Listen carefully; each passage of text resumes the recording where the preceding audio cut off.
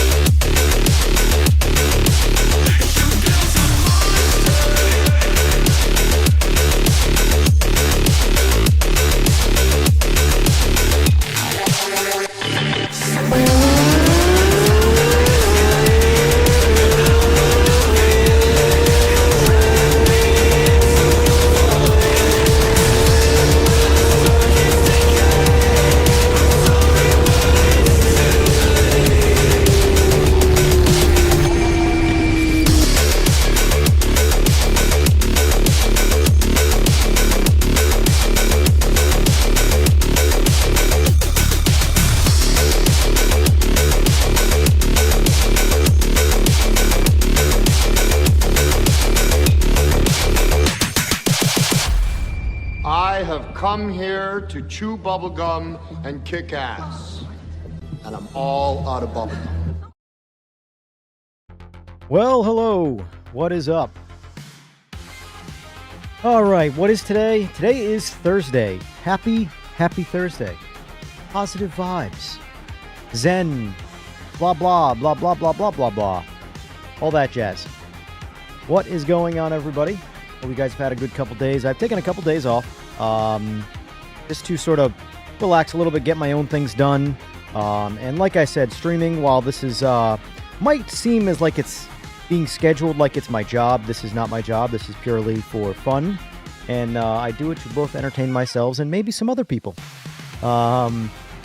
Screw that, want some animosity. Oh, congratulations, Slick. Here we go. You are the #1 loser. The only person that beat you was Anthony Wong. Hello, Anthony. And, yeah. So, we are going to be talking a little bit about that today. All right, this is going to be my first #1, or numerical one, I should say, IRL stream. I did a test IRL stream a couple weeks ago before the expo to test out my phone. I still have to figure out streaming from my phone and how to, like, attach itself to, what is it, pre-listed? Pre-listed, is that what I'm looking for here? When you schedule a stream in advance, how do I go live from my phone to that scheduled stream? Last time I checked, I couldn't figure it out, but I haven't tried in a minute. So I would like to schedule streams, but once I start doing that, I plan on doing a lot of these. I shouldn't say a lot, but probably at least once a week, an IRL stream, which essentially an IRL stream for me is going to be, we're not sitting here. Now, I am sitting in the hot seat right now where I sim race. This is also my office. It might not seem like that because it's a sim rig, but I have it set up to be my office, so I do all my editing here. I do pretty much everything in this seat when it comes to work. Now, if I truly need an actual desk with my laptop, paperwork, and things like that, I'll go use the wife's desk. But that being said, outside of sitting, I will do some IRL streams sitting in this seat, but I also will do some on the road. I will do some in the garage. I'll do some in my buddy's garage. But essentially, I don't want this channel to be a one-trick pony. I want this channel, EJR-Racing, to be all about the things that I like to do. And I think the things that other people might find interesting. And for me, that isn't just video games. Now, I very much like video games. I've played video games my entire life. That's never going to change. In fact, I play more video games now than I have in the past. By the way, is the music too loud? I don't have my headset on, so I don't really entirely know. But on the other hand, I'm not going to be just doing motorcycle content. I will be bringing back some motorcycle content, but I'm not. It's a bit too loud. All right, let me turn it down then. There we go. But this is not going to be a one-trick pony channel. We're not going to do just motorcycles. We're not going to do just video games. We're not going to do just cars. It's going to be essentially whatever I feel like making a video about that's related to some level of motorsports. I am putting sim racing into motorsports. There is a massive divide, and it's actually kind of hysterical to me. Sim racers who take it way too serious, and then other people who deal with motorsports in real life who don't sim race and don't even play video games think video games and sim racing is a total child's joke. And the reality is, the fine line in the middle is where the rational thought should be. Sim racing, you all need to back up. You all need to realize that you are still playing a video game. Now, be competitive, that's fine. I'm a competitive person. I love... Sim racing has become like my latest addiction. And I consider it motorsport. It's just not... It's digital, you know? The first person to send an email or try to talk about sending an email without sending physical mail was probably looked at like they were a retard.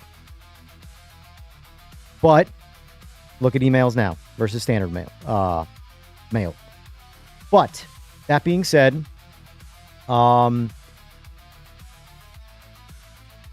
yes, sim racing is a real thing that does have some level of effect on real racing, even if it's just practice to keep you focused on doing what you're doing.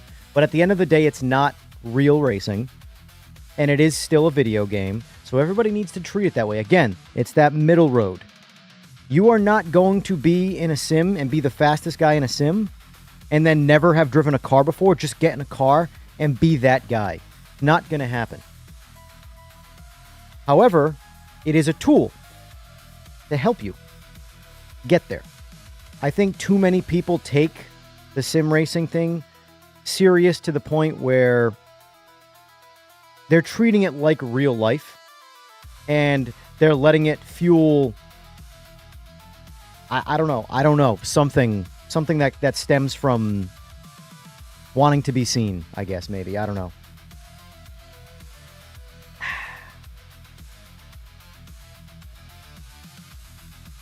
But that being said, Brand, what's going on? AJ, what's going on? Mudbutt, what's going on? See, who else am I missing here? I think that's it for now. So yeah, but I'm not here to harp on the differences between sim racing and real racing. That's not what I'm doing today's IRL stream for. But like I said, I would like to do these IRL streams at least once a week where I'm from a different location, or maybe the same location, whatever it is, and we don't do one thing. So like, for example, currently I only have one monitor hooked up. I don't have my second one because I'm waiting on my monitor stand that shows up today. So I already started breaking it down, which is another reason I haven't been streaming. I don't want to navigate sim racing and just a stream in general with only one screen. I'm sorry. I just don't want to deal with it. So for me, I was like, you know what? I'm going to take a couple days off. I'm going to relax. I'm going to do some things around the house. I'm going to get some things done. I'm going to get some work done. Plan some future work, things like that. And then I'll come back to this when I'm ready. And then I also figured today was a good day to maybe talk about some of this stuff. But like I said, so let's essentially start with channel update. Let's go there. Let's do that. This used to be an EJR Performance YouTube channel. So a lot of the guys that are here for sim racing, EE is not one of them. Zayman, what's going on, sir? I didn't see you there. This YouTube channel used to be motorcycle building, motorcycle racing, all sorts of content like that. I got burned out with it quite a bit. I got burned out with it like in 2018. I got burned out by it, and I continued to like trickle things out. I had a motorcycle podcast. I am trying to bring the podcast back in a more broader scope. But it's pretty obvious too that like the Simagic podcast didn't do well, and now, mind you, it might have seemed more like a fluff piece for Simagic, and I get that. But at the same time, that was two dudes talking about a product. Now, he obviously worked for the company, and I'm obviously an affiliate of the company. So everybody watching would go, wow, this is one giant puff piece, for Simagic. And sure, I reckon that that's probably how a lot of people would look at that. But that being said, if the sim racing community knew me from the motorcycle racing community, they would know that I wouldn't do that if I didn't like the product myself. I'm actually very hard on products. In fact, think of the most toxic person in sim racing when it comes to reviews. I'm worse than that when it comes to actual physical products, because we're not playing video games in that world. We're talking about life and death, quite literally. If you make a garbage product for a motorcycle and I endorse it and that shit starts failing and getting people killed, first of all, don't make a shitty product. And second of all, that just throws me into this whole, like, I endorsed a product that got people fucking hurt. So I don't want to be part of that. Sim racing, believe it or not, sim racing components are a lot more quality than a lot of motorcycle components, like a lot more quality. In fact, it's scary that people are willing to do 200 plus miles per hour on something that's made of garbage than, but are willing to spend money on sim racing. Now, it's obviously two different kinds of people there, right? A lot of motorcycle racing is young kids, and that definitely, can wear you thin. But that being said, I am going to be bringing back a lot. I shouldn't say a lot. It's going to be dominantly a sim racing streaming channel. So outside of live streams like these IRLs that I'm doing today, primarily you're going to see me sim racing. It's going to be what the sim racers have seen from me so far, business as usual. I'm going to give my opinions on video games, and if my opinions on your favorite video games pisses you off, so be it. Guess what? That is not going to change. If you disagree with me, that's fine. I welcome disagreement. I always have. What I don't welcome is the flappy gums in the background. You will get blocked. If you are unable to have a a discussion from a rational standpoint without emotion, I've blocked thousands of people in my life through social media. That's never going to change. Blocking you, I'm not even going to say what I'm going to say. I'm not going to say it. It's going to create problems. But that being said, I'd love to check that rig out, Mud, but just saying that those words in that order, hard to not pull myself out of that.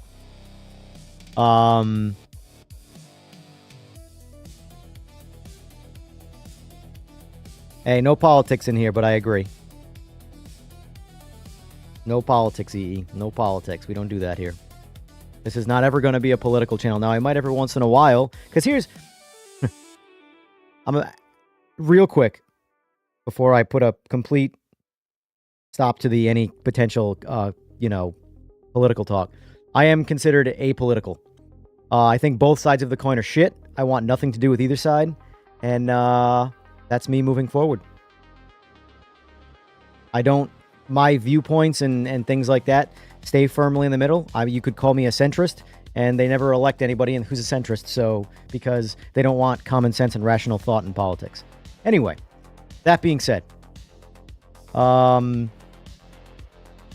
yes, content update, or expansion, I should say. I have a buddy who lives really close, about 5 minutes from me. He's heavily involved with building streetcars. I'm going to be doing some IRL streams there. I might even start helping him work on his GMC Cyclone, which I don't know what he ever decided on. I still don't think he has decided on what motor he's putting in a Cyclone. But he has an OG GMC Cyclone. It was a hand-me-down from his grandfather. And he wants to restore it and also make it a badass vehicle in the process, not with the original. The original engine's already sold. It's gone. But he also has a pretty badass GT500. He's been involved with bikes with me. And him and his wife also have a YouTube channel. Shout out them. I'll put that up here. Hold on. And by what is it, I mean the exact spelling of it. I'm sub to it. I just click. There we go. Okay, let's throw this out for them. Oh, didn't mean to do that. Hit the inspect button. Paste. There we go. All right, so this is my buddy's channel. It's my buddy and his wife. His wife does all of the actual editing work and stuff like that. But anyway, they're relatively new to it, and they've done some pretty cool things. So, anyway, aside from that, so content expansion. We're not giving up sim racing. In fact, I'm going to be doubling down on sim racing because I'm addicted to it. Like I said, I'm more addicted to the hardware and things like that. I'm always...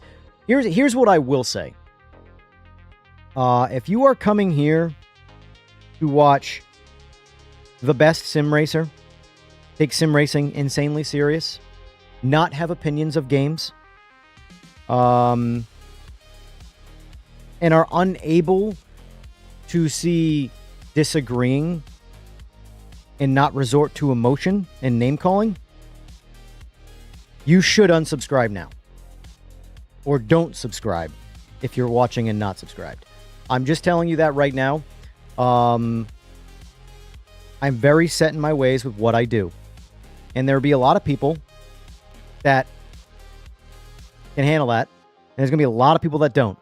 And they're going to form their own little niches on the side and little pity parties. And they're going to talk shit. And that's fine. They're allowed to.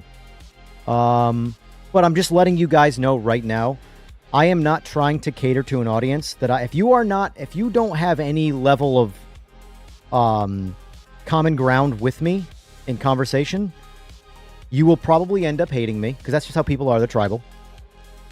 And I don't recommend subscribing unless you want to hate watch. If you want to monetize, or if you want to let me monetize you hate watching me, that's fine. It's only helping me, But I do recommend, seriously, folks, this is actually some life advice. If you don't like someone or something, don't obsess over them. Don't watch them. Pretend they don't exist. Just move on. Just move on. You will be better for it. They will be better for it. Everybody will be better. But hard for people to do that. They like to fixate on things they hate. It's human nature. I get it. You know, you'll get 100 comments or whatever that are positive, and you'll get one negative one, and you'll fixate on the negative one.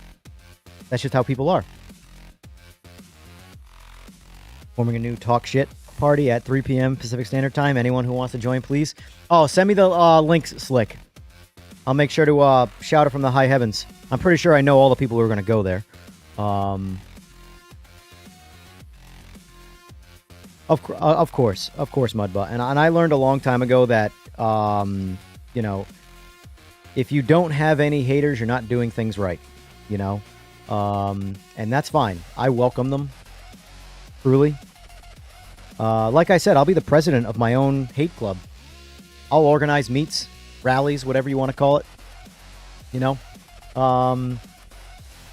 Yeah, I'll save the third part of this for a little bit longer from now, because I do want this to last a little bit, because I'm not playing video games today, guys. So if you're here, that's another thing. If you're here to watch me play video games today on my IRL stream, there's a good chance I'm not going to. Now, I might, if I get bored or something like that, I might want to dabble. But again, the IRL streams are not specific to anything.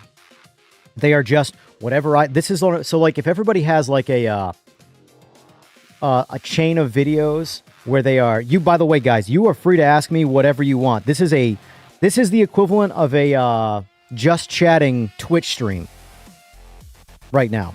That's what this is. Wow, Willie shook you from the dive last room. Yeah, I know. I'm already over that, but to the point where I like making fun of it. But in the moment, I will say, that was one of the few times in the moment that I was actually heated. Like, genuinely pissed off. Because it was like a double whammy of, like, if he had killed me in turn 1 of the race, business as usual in sim racing, boys. Business as usual. But he waited 10 laps to do it. Now, maybe in hindsight, it was purely an accident. Maybe it was. But at the end of the day, the guy dive bombed me pretty hard. And then I recovered it a little bit to the point where I was pissed. And one of those few moments in time, I was going to return the favor and dive bomb him on the next turn, because you're not waiting 10 laps and wasting 25 minutes of my time to then do that on the last lap. So I go to dive bomb them, and then PMR does what PMR does. It literally has me phase through them with its awesome collision paired with, I don't know what the ping was. I don't care. It's on YouTube. Slick. I'll just get it for you. Here, we'll watch it here together.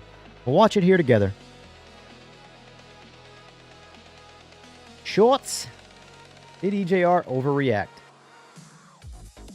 This was the end of my stream, Slick, on Friday. Here we go.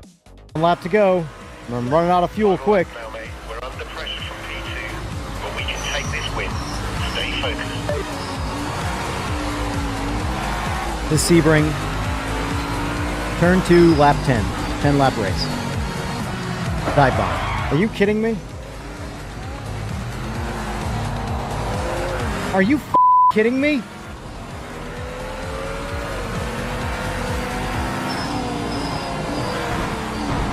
And then I phase when I try to do it back. And then I get punished. His car is completely unaffected. I'm leading you for 10 laps, and then you dive bomb me on the last lap, and then the game doesn't register when I try and do it back? That. We're good. We're good. I'm good. Yeah. Final lap. Turn 2. That was like the perfect storm of everything. Exactly. Like everything that individually could happen happened collectively all at once. And the worst part about it too, Slick, was he was a good driver. Like, he was driving. It was a battle the whole time. In fact, if he was in front of me, he probably would have had a little bit more pace than me. And he was being a good driver. He was giving room when necessary. If things got a little hazy or whatever like that, he wouldn't try and overtake. So that's why I'm favoring maybe this was just a general mistake. But either way, in the moment, whether it was a mistake or intentional, the scenario was the scenario, right? And I agree, should have given the position back. That's the reality of it. Like, that's usually how you know if it's an accident or if it's intentional, if they give it back or not. If they give it back, it was an accident. If they continue to abuse it, it was intentional. That's how I look at that scenario. It is what it is. But anyway, that was the end of my stream on Monday. And then I had no intention of not streaming yesterday and Tuesday. It just worked out that way that I was like, yeah, you know what? I'm going to take a couple days off, get some things done. But, yeah. So, anyway. Let me read some of these comments here, because we got a few here. Just ignore the haters. They just want attention. Of course, they always do. That's how it always is. No matter what you do, you'll have someone who doesn't like it. People with egos, jealousy, etc. Yep. What's going on, Trev? Run of audio. Good advice. If you don't like someone, there's no need to go to their house and fight them. Exactly. Exactly. Oh, man. But, oh, I did have some solid races. Without a doubt, Monday.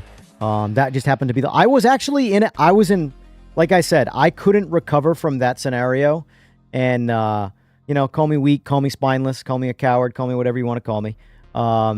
That particular moment it pulled me out completely. You know, I was having a good day all day. I was fine, you know, and then that one scenario just pissed me off. It fired me up. And I hate it when a video game gets me that fired up. Doesn't happen often, because like I will intentionally show a lot of forced emotion on here. You know, I'll get angry. Like when I start to get, my blood pressure goes up just a little bit, I lean into it for the sake of, hey, you know what? It's entertainment, right? People will like to see me lose my shit. So basically, whenever I get a little bit of blood pressure going, I lean into that anger and I turn it on. That scenario, I was actually trying to hold back. I was actually pissed off, you know? And that doesn't happen very often, especially in video games. Because normally in video games, I just quit. Like, I'm good. I'll just do something else. But, yeah. He surprised me on that one, the bastard. Let's see. But anyway, so as far as content goes and things like that, you will be seeing more. Again, sim racing isn't going anywhere. You're still going to be getting most of the streams that you see me do are going to be me in the hot seat, playing video games, various games. If you're here for one particular... It's another thing. If you're here for one... I'm going to lose a lot of subs today, and that's fine. Call it draining the swamp or whatever your token of phrase is. If you're here for only one game and have no interest in anything else besides that, and don't feel like continuing to support outside of watching that one game, you should unsubscribe. Because I'm not going to play just one game. I am not going to play just Project Motor Racing. I am not going to play just Forza. I wake up and I go, wonder what I'm in the mood to do today. That is how I start my streams. Now, occasionally I'll get a plan ahead of time. But some of the most fun I ever have is off the cuff, figuring out in the moment. That being said, did anybody see the Rensport post today? I'm starting to feel bad for them, but from like a like what is going on in that studio? Like they couldn't continuously fumble the bag more. No, I do not, James. I probably should. But no, I don't. I should dedicate my life to PMR. If I stream PMR, I'm an asshole. If I don't stream PMR, I'm an asshole.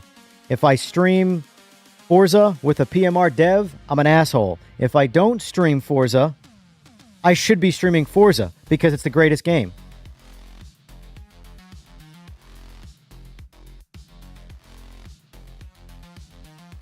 I agree, Heresy. It is just a video game. I do not disagree with you whatsoever. That's why I said that was one of the few moments where I actually got pissed off.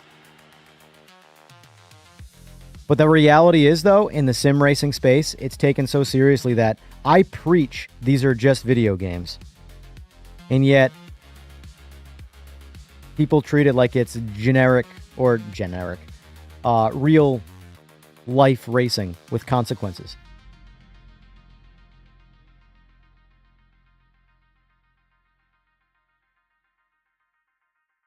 Forza's kind of shit. There are definitely some aspects of Forza that is complete dog shit. Like the AI. It sucks too because like Forza thrives in its single player stuff. Which I don't think single player stuff is very streamable. So that's why I don't do a lot of it. And it's the AI is so bad. So bad. Like if you think PMR's AI is bad, if you think Ren Sports AI is bad, if you pick any sim you want to pick, if you think that AI is bad, I can assure you Forza's worse. Forza's substantially worse. In fact, it's frustrating how a company with so much money, because they've done a great job with the game, and then they got to this like the aspect of like NPCs and AI and just went, nah, we're good. We'll do that later. And then they probably won't do it later. Exact same AI from Forza 5, or Horizon 5, I mean. But that being said, though, the game's still a shit ton of fun. I still enjoy it. I still enjoy the shit out of PMR. I still, even at times, I try and focus on the positive of each sim. Despite the talking points of negative being better talking points. But I will always try and focus on the positive because I'm just sick of living in the world where, you know, everybody wants to whinge and bitch about every single thing no matter what.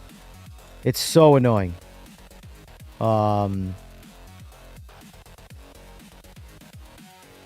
Ride 6 or 5? It's a nice change of pace from racing cars. Honestly, DSM, I can't do them. I think a big part of it is I don't understand motorcycle racing games. I try them on controller. I'm like, I don't know. I'll put all the assists to 100%. Have this thing drive me around the track. And I immediately crash. And I'm like, I don't understand this. Now, maybe it's because I'm getting older. But I can promise you that my real motorcycle driving experience is substantially easier than Ride 5 or 6. And that's an arcade game. That's a kid's arcade game. I just come down to I don't understand the fundamentals of controlling bikes with Joy-Cons. That's what it comes down to. I don't get it. It doesn't make any sense to me. I wash out. I literally low side on every turn. Now I have low sided once in real life, and I know why I low sided. Because doing triple the speed into a turn I should have been, and I was on a lowered and extended bike. I know exactly why I low sided.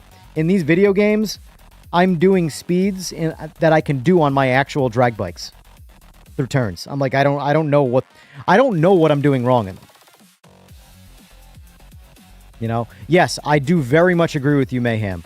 You guys want to see what like the benchmark of sim racing AI is? It's iRacing. Like you have every other sim that kind of competes and trades blows with about AI, like, oh, this patch, this regressed, this, whatever. And then there's iRacing that stands alone. And this, you guys know me. There's a lot of things I have negative to say about iRacing. iRacing's AI, next to none. It takes the cake, best of the best. It's like, if their 18 years of experience went somewhere in sim racing, it's the AI. You know?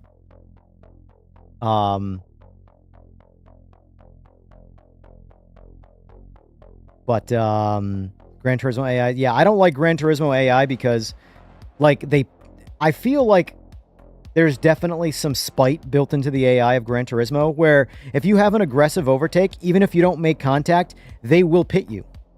They hit you with a pit maneuver. My biggest complaint about the AI in Gran Turismo is the non-stop pit maneuvers. And I've got so many examples I'm going straight in my line. They're going straight in their line, and then for no reason they go, fuck you, and they pit you. There's no reason for the AI to turn other than to take you out. I'm convinced it's built into their algorithm. Convinced. Because there's no other rational reason for it.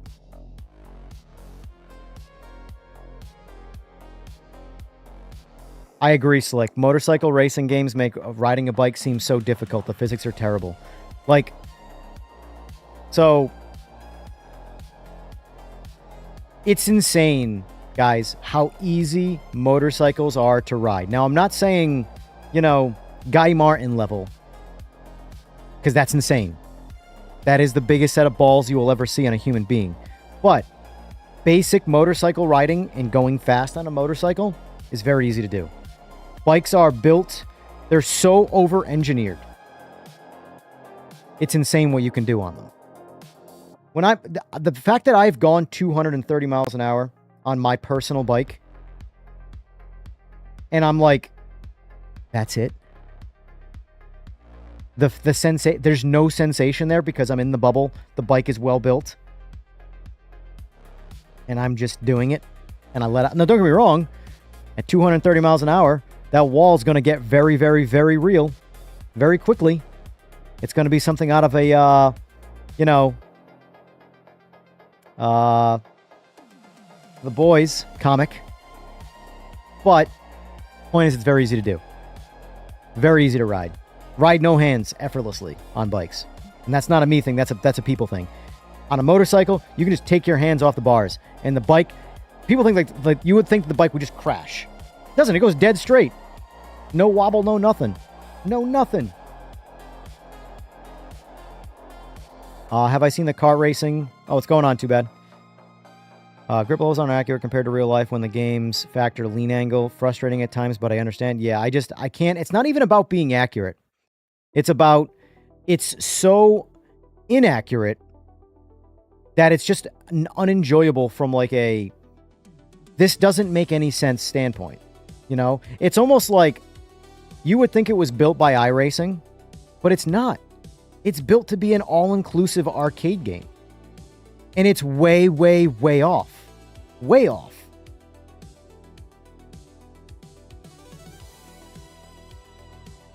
Now look at Chris Burns, his 270 mile per hour pass. Exactly, man. Exactly.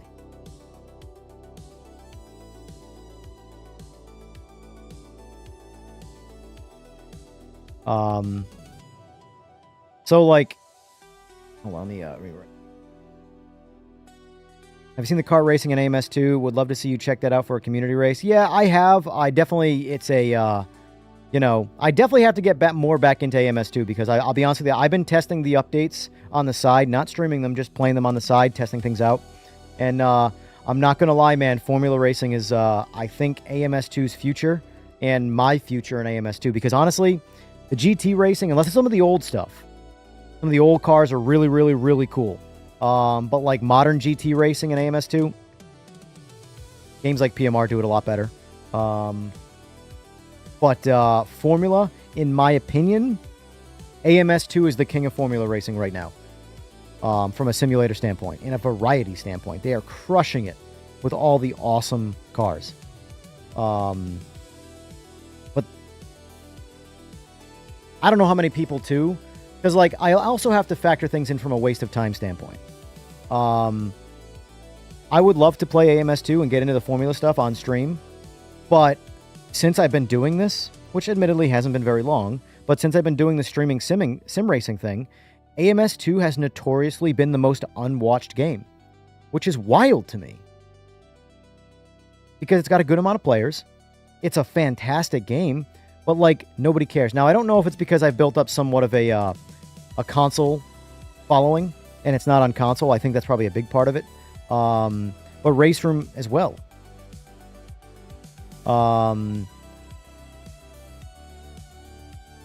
Free was shit. Yeah.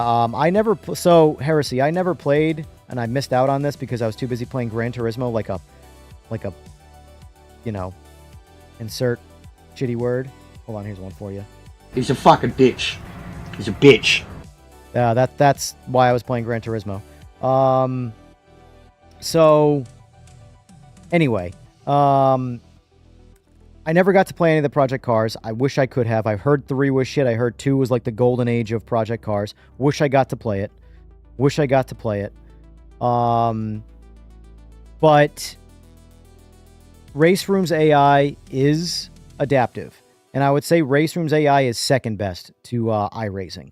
The problem with their adaptive AI in Race Room is the best way I could explain it is it's a very low resolution, low refresh rate adaptation. And by that I mean you have to put in laps on laps on laps for them to adapt to you.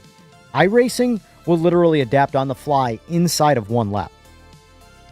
It's it's almost like iRacing's AI is using sector to sector sort of times and then judging you based off that and then slowing down and speeding up. Because it all happens inside of 1 lap. And it does it very well. Very, very well. It does somewhat... It's like it resembles a really polished, like, catch-up feature. And by catch-up, I mean, like, what Need for Speed and all those games do, where, like, if the AI is way out in front of you, it'll slow down so you can catch up. And then if you get way out on the AI will speed up. It's very similar to that. But it's far more polished and far better. And not to mention, too... They race you. They don't hit you unless you really get in their way. They drive like real people in real cars. Because real people in real cars don't want to get into impacts. You know?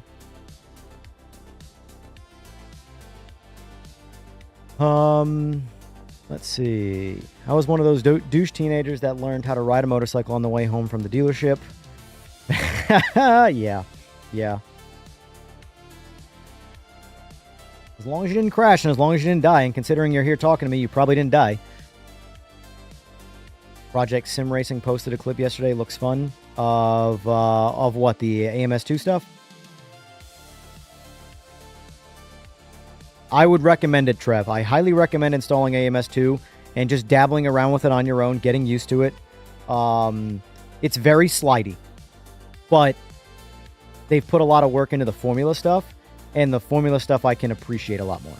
The GT stuff is just not there for me. They really, really have to revise their physics and tire models for GT racing, in my opinion. It's not even about catastrophic grip loss where you crash. It's just about the natural feeling of the cars. Like, if you don't like the way GT3s feel currently in PMR, that sensation that you don't like, Oil Slick talking to you, because I don't like it either, is 10 times worse in AMS2. 10 times worse. So I don't know. They always talk about how they're updating their physics and it's just that and the other thing. It's all different and it always feels the same to me. So I've kind of just ignored GT racing in that game now. But their formula stuff is where it's at. Good clip. Thanks, Ian. Yeah. I've decided I'm just going to start clipping things said about me and putting them on my soundboard. That's going to be the future of trolling.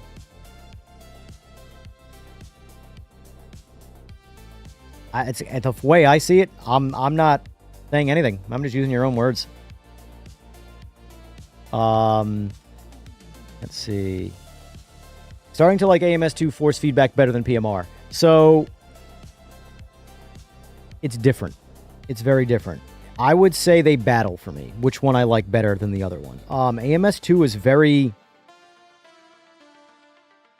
It's less detailed, but it's more aggressive. So you're more likely to feel tiny little curbs and bumps. Not bumps, but micro details that are very vibrating. You're more likely to feel that in PMR, but you're more likely to constantly be snapping and fighting the wheel in AMS2. AMS2's got a lot more snap right off center. Some people really like that. I don't mind either. They're both different. At the end of the day, I dial them both in to be very similar because at the end of the day, I don't care. Force feedback is such a wildly subjective thing. Somehow, PMR, AMS2, Forza, Race Room, and iRacing. Definitely not Slick. How dare you? This is an 87 Honda. How dare you? I think it was 87. Anyway, point is I run different settings for all of those to get similar to the exact same. Now, Force is the only one that has its own sort of feeling to it, but I've gotten it for me that I like it.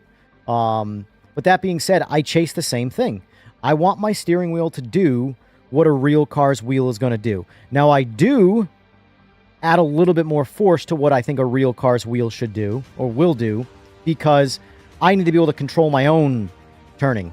Like, I need some resistance there, because if it's too loose, I'll overturn the car. I'll just drive like an idiot.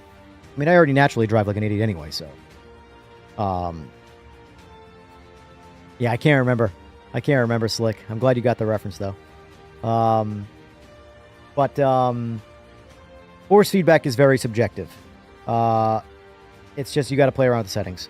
I will never, ever, ever like a one-size-fits-all force feedback settings. Like, you can tell Gran Turismo 7 players when they get into PMR, they're typically the ones that complain. Because I can already tell you that a Forza Motorsport player on a wheel is not going to complain about PMR's force feedback settings. But a Gran Turismo 7 player, which is essentially, I think, 99% of the PS5 player base, coming from GT7 to PMR, they're going to hate all the force feedback settings. That needs to be complex. I disagree with simplicity on that. It needs to be complex. Because you could get on one person's wheel that they think is amazing and think it sucks. And what you think is amazing, they think sucks. It is so... I wish more people understood that force feedback is a subjective thing. So you need to have very detailed control over it. Speaking of force feedback, you guys will see soon enough, LMDH oscillation has been deleted. And now, in my opinion, has the best force feedback that the LMDHs have had in all of PMR's life. So much improved there. How I know that? Little birdie.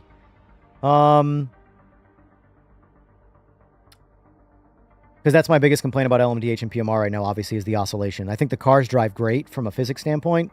I think the oscillation and what you have to do to mitigate the oscillation neuters a lot of the detail you would get out of the force feedback. And it is specific to the LMDH. That does seem to be fixed, though.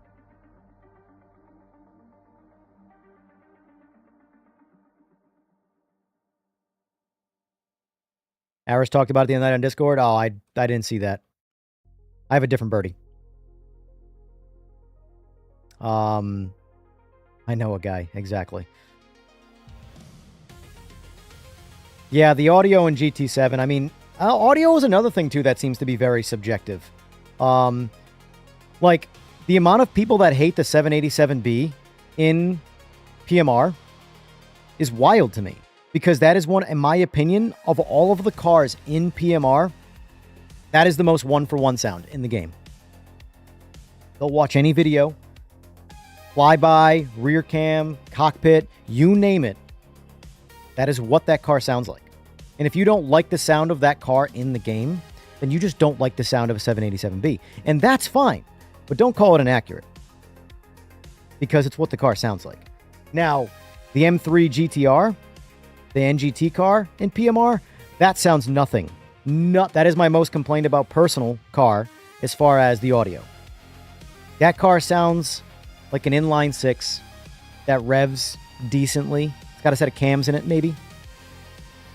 Does not sound like a flat plane V8 like that car sounded in real life. That car sounded phenomenal. That car was also so glued to the road in real life that it was considered cheating in its class. Which falls back to why I was so butthurt when they removed all of the grip from that car, at least in the default setup. Because, sure, maybe they're trying to make it so that there's a skill gap in setup now. Okay. But that car in real life had tons of grip. Tons of grip. When that car was introduced, it was genuinely considered cheating.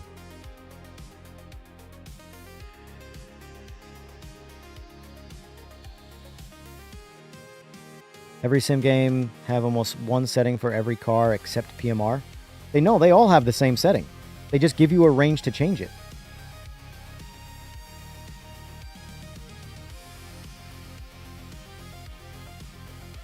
Like, I don't understand why having more control over force feedback is considered a bad thing. You know? Because that's exactly what the global settings are. Because here's the thing. AMS2 and Rensport, for example. The global, all I do is adjust force feedback in the global game. Right? The one slider I have. And guess what? I'm constantly changing it around depending on the class of car that I drive. This is where having individual car force feedback... I agree that the default settings for force feedback should be more balanced class to class to class. But when you get in a Mercury Cougar GTO and PMR, the steering's gonna feel loose. Bro, you're driving around on literal balloon tires. Has anybody here ever driven around on a bias ply? A big bias ply tire. Even in a straight line, the car will do this. Front and rear will just sway. Because your rim, this is like if you're looking directly at the wheel like this. This is the rim, this is the tire. The rim, which is bolted to your axle, is here, and the tire's doing this. Well, what's attached to the road, the rim or the tire? The tire is. So the tire's not actually moving. The rim is moving on the tire. So you have 100% grip, and your car is doing this the whole time. So when you feel a car be all sloppy and loosey-goosey in the force feedback, it is simulating properly. That car should not feel like it's on rails. No matter what the suspension is. Big balloony bias ply tires will always feel like you are driving on clouds. But the point is that the natural force feedback of that car should not feel like a GT3 force feedback. Shouldn't. And if they do, that is a fault. Sure, people are going to disagree with me. And again, that's fine. That's fine. You are welcome to disagree with me. And I'm sure you're going to go. By the way, I always know who's who. FYI. People who are two-face in here, and they go somewhere else, and they...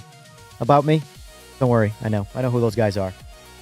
Some of them are still here. Not necessarily right here, but some of them are still here. Anyway, I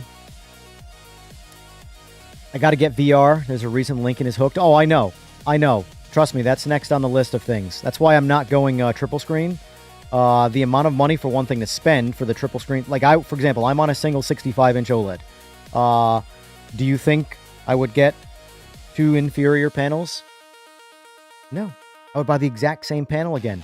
And that is just way too much money. So, for me, it doesn't make sense to do that. VR is where it's... Plus, VR is better anyway.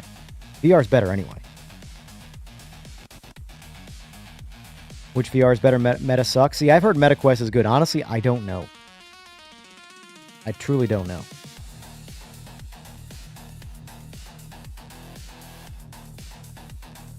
Wish I knew what day update was coming. I missed some comments here. I'm just going back and reading here. Hold on. Let me scroll up. I missed quite a bit. This is the problem with tangents. Might have been the last good thing Dane Cook did. Yeah, right.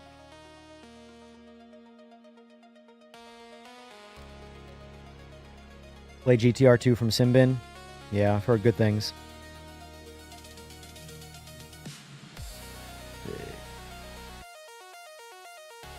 Coming, may switch next Tuesday race from ACC to PMR if it hits in time. So, here's what I can say. Here's what I can say. Let me just boot up Steam quick.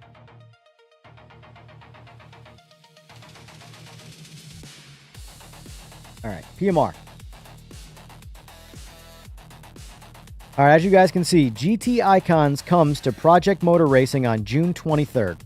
June 23rd is next Tuesday, right?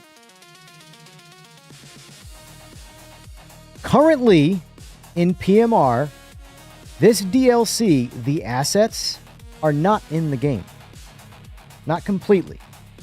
So meaning, we need to have more files to play this content. So that leaves today, tomorrow, Monday, or Tuesday, the day of this, to get an update to play this. So if we don't get an update before June 23rd, that means we don't get the DLC. So by laws of, downloadable files and physics, the assets are not in the game to play the DLC, meaning we have to get an update. That's just the reality of it.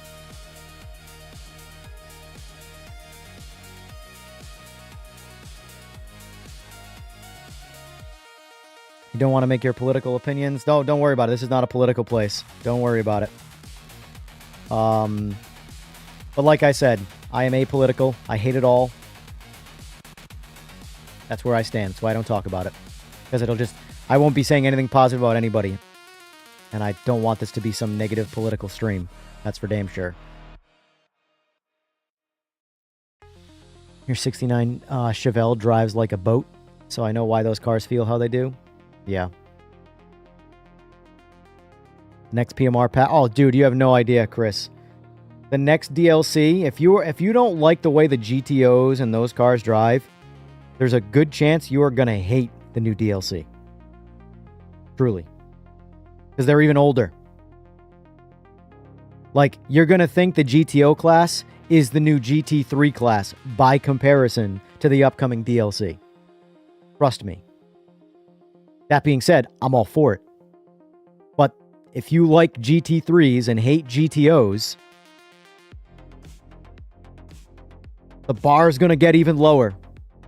Or higher, depending on how you're looking at it.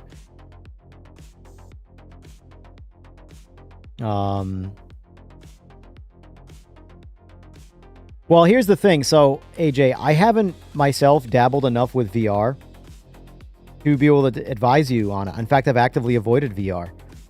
If you want to talk about computers and things like that, I got you. I'll tell you exactly what to get, how to get it, and all that jazz. But when it comes to things like VR, I'm as ignorant as the next guy. I truthfully do not know. I've been told MetaQuest 3 is the best one currently. Now, they had Pimax at the expo, and I did not like the Pimax simply because it cuts off too much of your peripheral vision, and I don't like that. If I'm in VR, so your eyes naturally, I can see right now by looking at straight in front of me. Okay, let me look dead straight. I can see, let me see when I pull my hand into my peripheral. All right, I can see my hand right here. So I can see my hand right here looking directly in front of me, and you guys can't see this hand, but I can see it's in the exact same position. I can see that. The Pimax is like this. So, yes, it's still a big scope of FOV, but the fact that there's black screen in my peripheral, I don't like that. I want to be able to completely look side to side with my eyes and see nothing but screen, So that's why I wasn't, and not to mention too, you can tell the Pimax was being built for people that want to look cool and look less goofy. Dude, strap me in, put me into this machine, make me believe I'm there. If I'm getting into VR, I want the experience. I don't give a shit about what people think I look like. I truly don't care about that. So for me, the Pimax was probably a no-go. That was my biggest complaint. It was also uncomfortable too. Wasn't a fan. Now, I have not tried on a MetaQuest 3, but that was probably going to be wear 2 VR headsets for extra FOV, 1 for each eye. Oh, shit.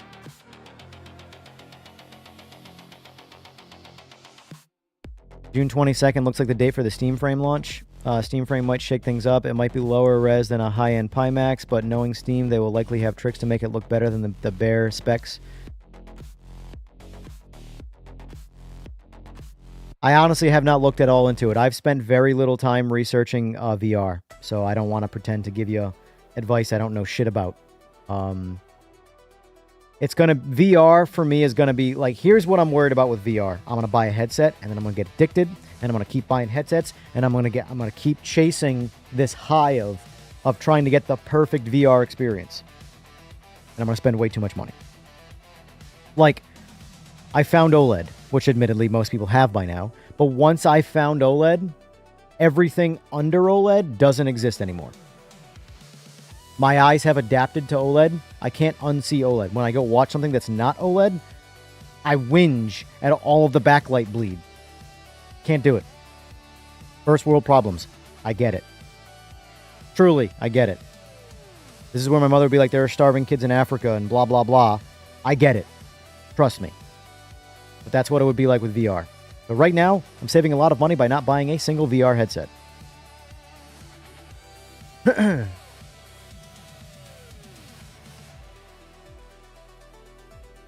Love Road Atlanta. Yeah, I mean, that's always going to be a solid one. I think it's Road America.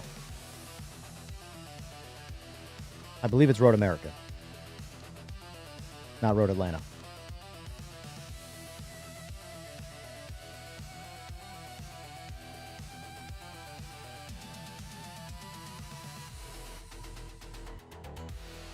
Yes.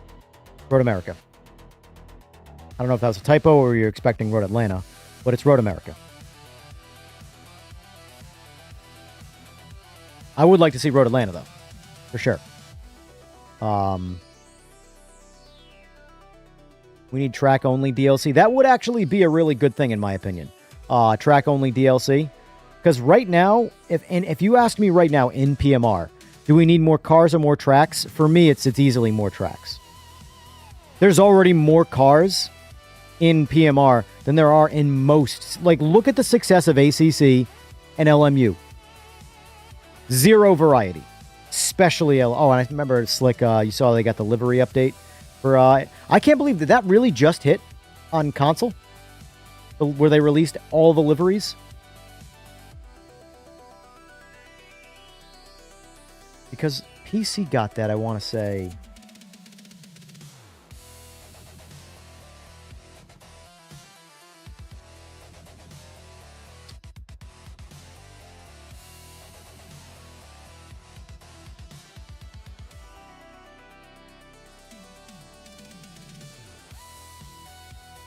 Yeah. Look when PC got it. I'm telling you, Slick, man, I know it's on the agenda. But if sim racing is where you're at in life, you guys really need PCs. I know, I get it. I get it. It's annoying. It's not an elitist statement, trust me. It's just the reality of the situation. But if this is, look at this. December 22nd, 2025. Now, is this the same update? If this is the same update, that sucks for console guys. So I could use some clarification on that, Slick.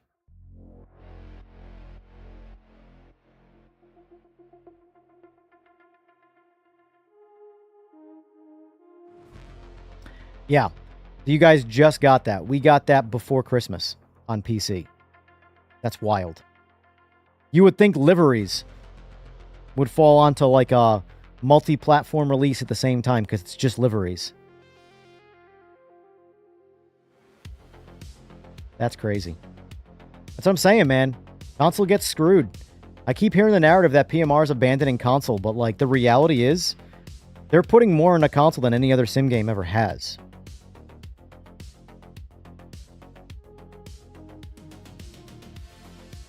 They're just, in my opinion, probably a little too late in terms of the console's life cycle versus how demanding the game is visually. But maybe in time it'll be super polished and a really, really, really good PS5, not PS6, PS5 experience. Mind you, I play it on PS5. If it wasn't for PC, I would not be bothered by its performance or its visuals. Truly. It's only because I'm on PC that I can definitely see the visual difference. Scared of motion sickness? Multi-screen VR. Meta 3 is a good starting point for VR. Yeah, I would like to... I'm probably going to try the Meta Quest 3 as my first headset. It's gotten enough praise for me to be like, okay, let me try that. And it's not the most expensive one, so that's a good starting point. What's going on, Rowdy? Yes, this is where all the slow dudes hang out. Welcome. This is my buddy. This is the guy whose YouTube channel I just showed you about. Here. Since he's here, I'll give him another shout out. Right here. This total douchebag. This douche nozzle right here. This is the guy that I frequently talk about. When I say that he's a diehard ACC fan and thinks PMR is okay, but hates LMU. And everybody always talks about, because the problem is right now there's this big, especially in the console world, where the guys who liked ACC that like PMR but it's just not finished for them are like relying on this LMU fallback. Like LMU is going to save them. But he does not like LMU. But he loves ACC. And he thinks PMR is kind of in the middle. Now, from a polished finish standpoint, LMU is above PMR. But from a gameplay standpoint and overall enjoyment of the game,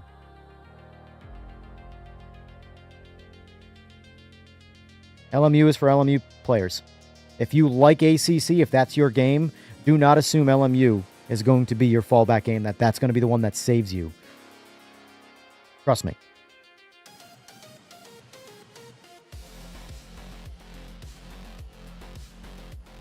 PMR will definitely get there. Trust me, it will. You know, it's easy to whinge and complain about what it currently is right now, especially on console. And I get it. Truly, I get it. But, bro, I'm not making light of an unfinished game being released, but at the same time, it is still a video game. There should only be so much anger and talking about one specific thing before you just go do something else. Like, right now, in terms of PC, right? There's even less people on PC playing it than there are on console. And you don't hear about PC players, like, just roasting the game. They did once, and then they moved on. They obviously have other choices to play. But people just need to chill. Relax. Have a good time.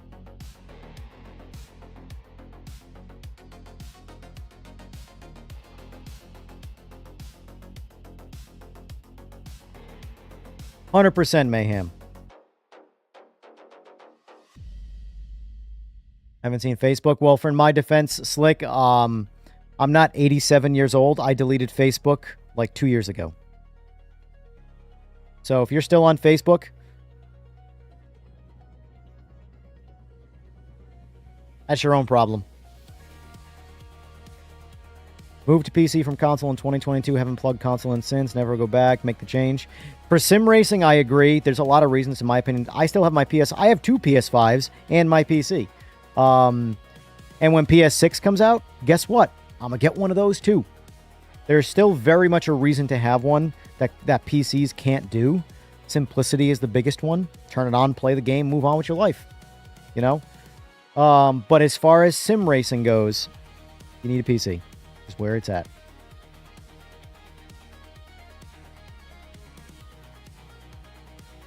If you're into watching movies and shows at night, the MetaQuest 3 is amazing.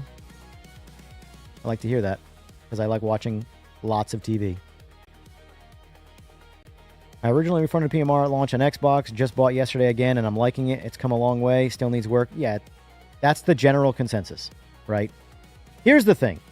The game needs a year from release. It was, in my opinion, at the 1 year mark, they have a very, very good opportunity to market the game correctly. Their marketing has been fuck all, in my opinion. The entire they've got posts that are the right marketing, but things are out of order.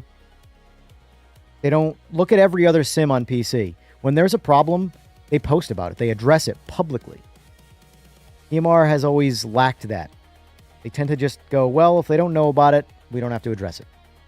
Which I think is just poor. I've been vocal about that, by the way, to the devs. You know I constantly, like, it's weird. It's so weird when I see people say that I don't scrutinize. I don't say I don't give PMR shit. I give it shit all the time. I address that it's got problems all the time. It's funny. If I talk positively about the game, I'm glazing it. If I talk bad about it, I'm a hater. Which is it? I can't be both. I'm a yes man. I'm a hater. I'm doing stuff for clicks. Shut the fuck up. Anyway, got that on my system. I just don't see how they're going to get the full LMU experience on console. It's going to be missing features. Absolutely is. Telemetry by itself exhausts resources. Exhausts resources. It's gonna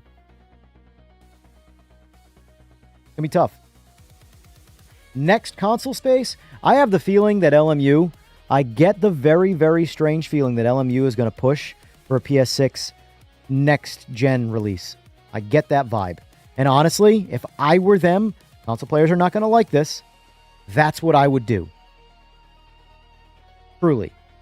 I know it annoys people to say this, but the current gen console is approaching end of life.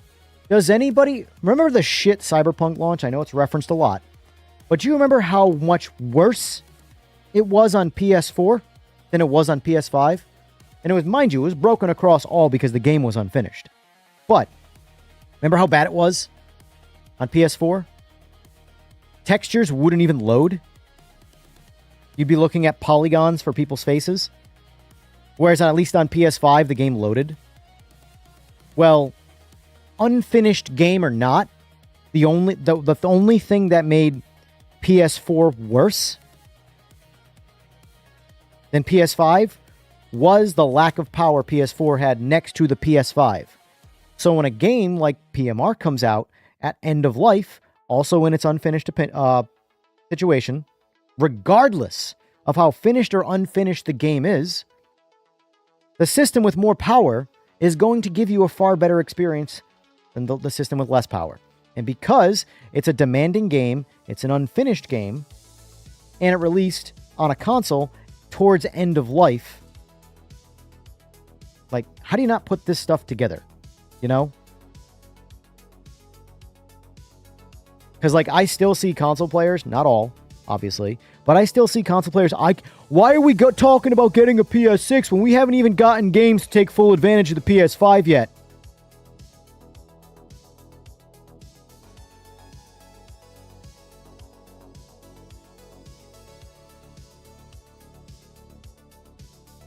But I hope you leave enough room for my fist, because I'm going to ram it into your stomach and break your goddamn spine! It runs through my head every time I hear that.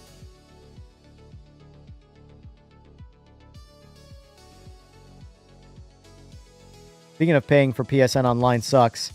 Yeah, I just got billed for that again.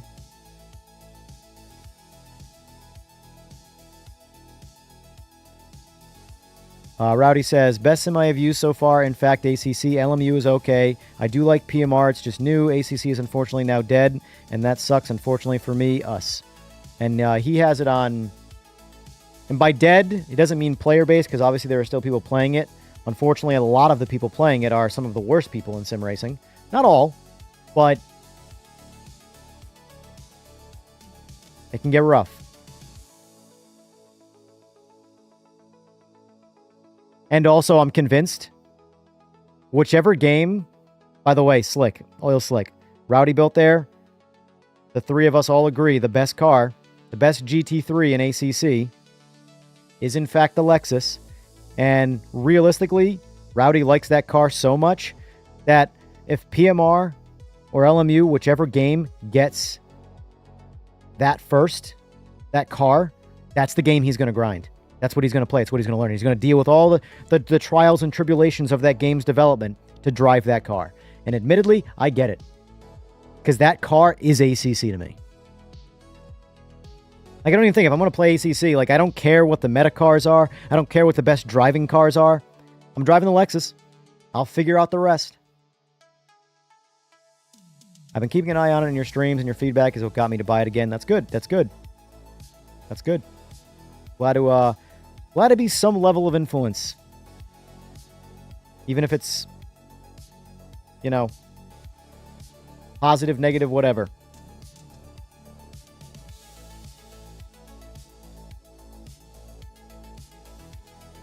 Think you're younger than me. How old are you, Slick? Heresy, technically you do, but only pay once through your ISP, not that, and a subscription.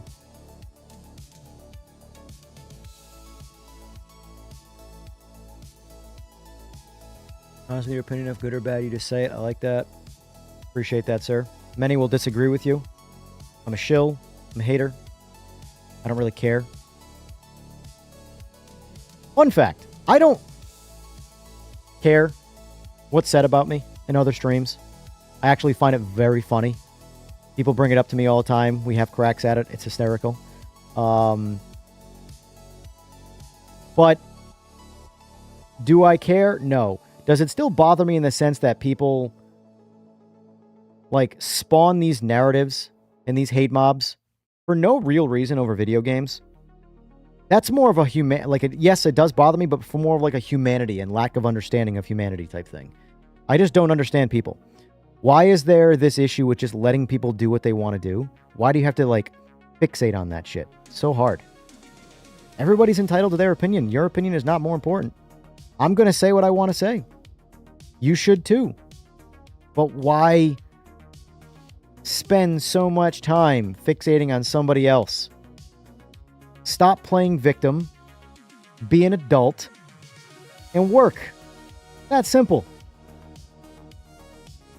LMU won't be cross-platform. Likely it will not be. What LMU is likely going to be is just like ACC. Console-to-console crossplay, not with PC, because they're different games. There's a lot more going on in the PC version. I think PS4 or GTX 780 should be able to play PMR graphics-wise. Of course, for sure.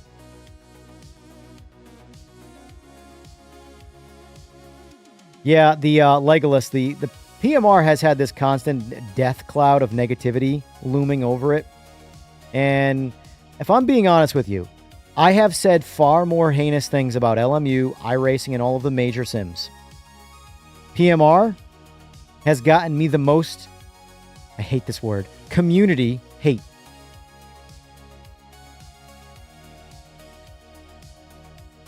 It's a very toxic game. Playing it, whether you enjoy it, you're a piece of shit. If you talk shit about it, you're a piece of shit. If you play the game, you're a piece of shit. You should be playing something else, you loser. It's so weird. Yep, Rowdy. Exactly. Unfortunately, though, a lot of sims are like that. Unfortunately, a lot of them are like that. That's where leagues shine. Where you race people you know you're racing. So at the very least, even if a problem happens in a league, you can hold someone specifically accountable and tell that person, hey, you're a piece of shit for turn one. Not some random person on the internet who you'll never have a voice with. Turned 35 this year. Yep, you are younger than me. Lexus is already replaced by a Toyota in 2027. Dang, that sucks. Guess it's ACC for life then.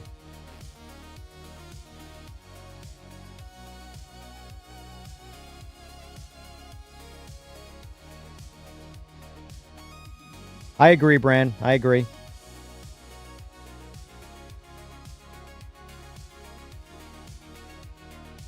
Only being PS6, not for price of... I mean, not for nothing, but if...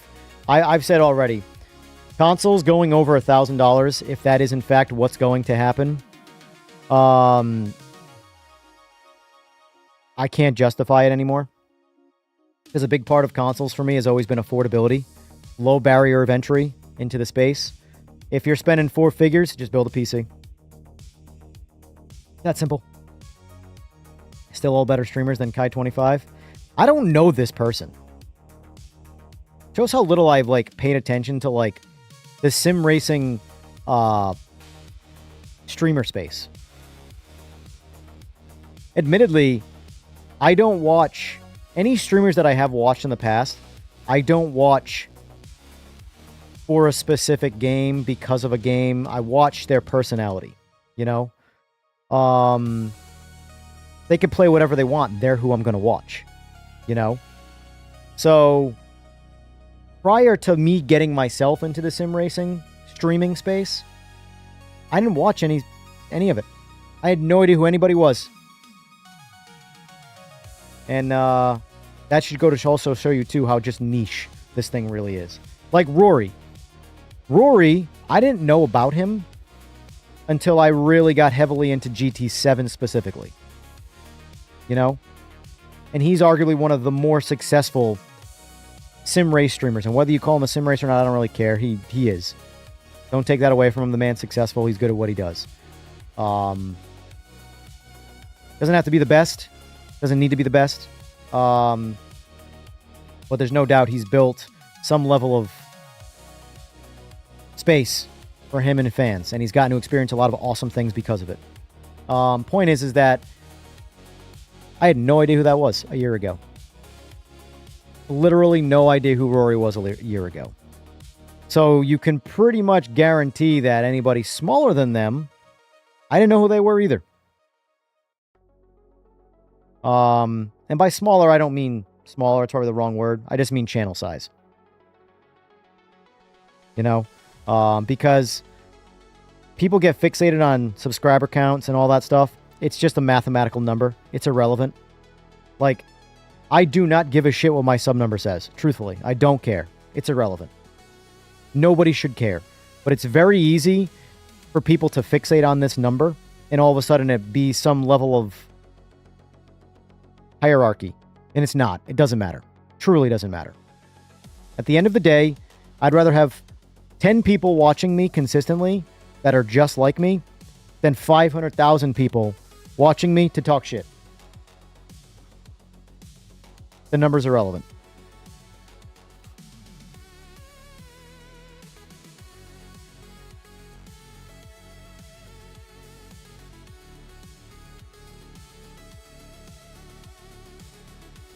I also guess pretty much just a kid at that low age. Right? Well, you're also an old man, Eagles.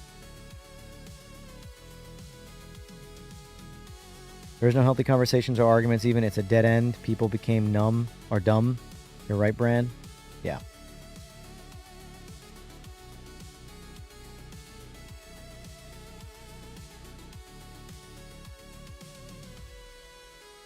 The league would be cool to set times and dates to play. Would suck for some people. I'd be in, though. Well, you can already tell, Rowdy, that when it came to a league, you live 6 minutes away from me. So you would probably be on the priority list of getting you involved. Like, I would prioritize you being able to be in the league over somebody across the world. No offense, anybody across the world. Rowdy is a real-life friend of mine. I've met some cool people through sim racing in the digital space. But at the end of the day, if I deleted my YouTube, truly, if I deleted my YouTube, the comms with anybody following me for sim racing is likely going to go to nil. 0. I'm gone.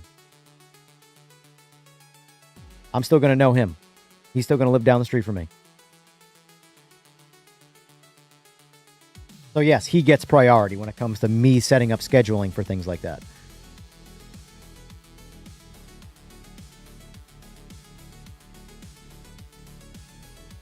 Rowdy is a bot. EJR has no friends. Hey, you're right. Rory's awesome and wholesome. I will say, since we're on the subject of age, that is one thing that I like about the sim racing space, is that people are generally older. And that's one thing I don't like about Forza. There's so much fun in Forza. But unfortunately, when I get online, I can tell I'm racing a lot of kids. And that part kind of sucks. Trev, not to make you unsub, but I'm pretty sure he sold it. But don't worry, he'll likely have 15 more cars this year.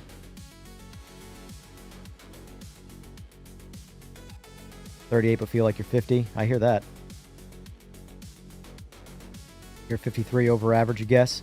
Honestly,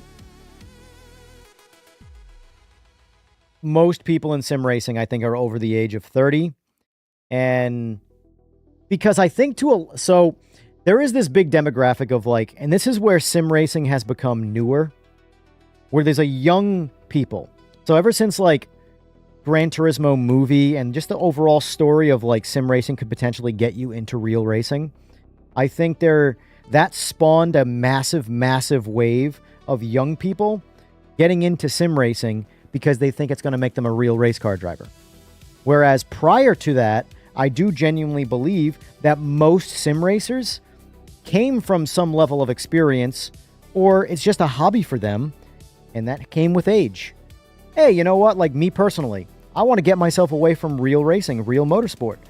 Well, I've always wanted to get into sim racing. Now I'm into it. I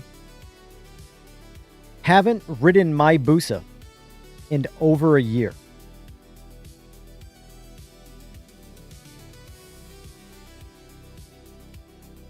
Just sits in the garage. The amount of people that probably think it's broken or blown up or something like that, I wouldn't doubt that in the bike scene. That's how people always spawn the most ridiculous narratives when you disappear.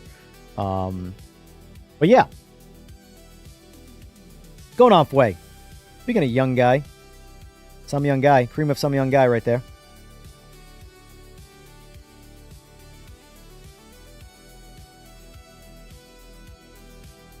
Ironically, the video I just put up on YouTube yesterday, the short, that was the last time I rode the bike. That was in...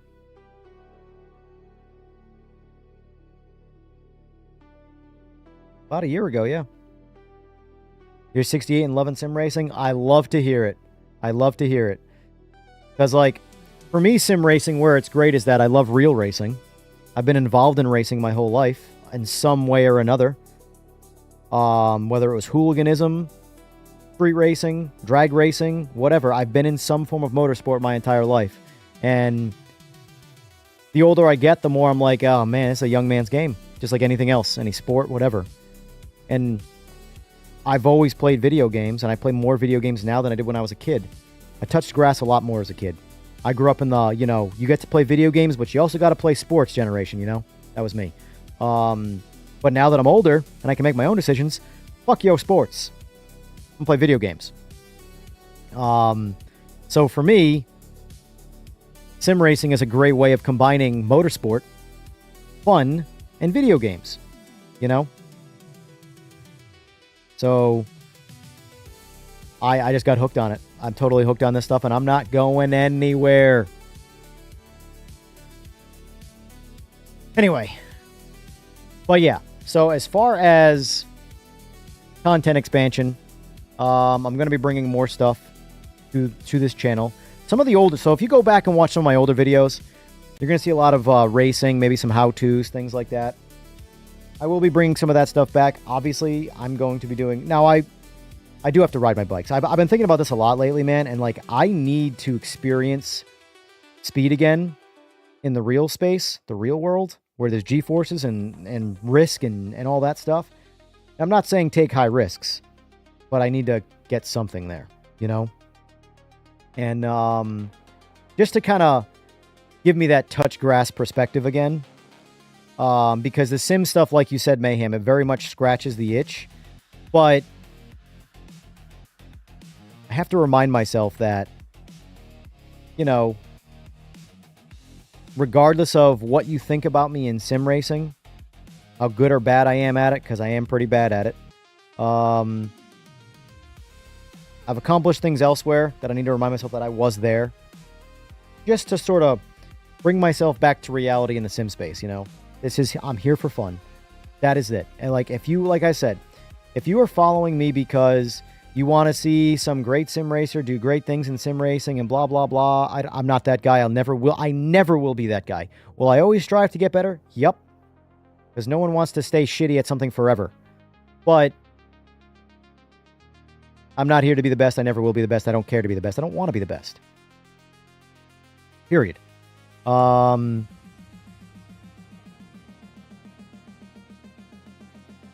I've done some pretty gnarly shit when it comes to real motorsport that I would like to remind myself of.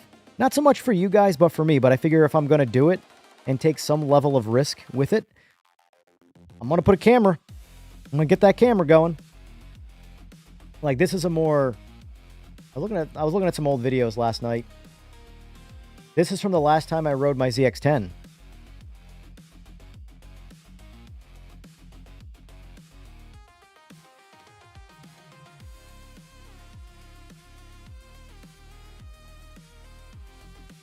Here's a couple videos.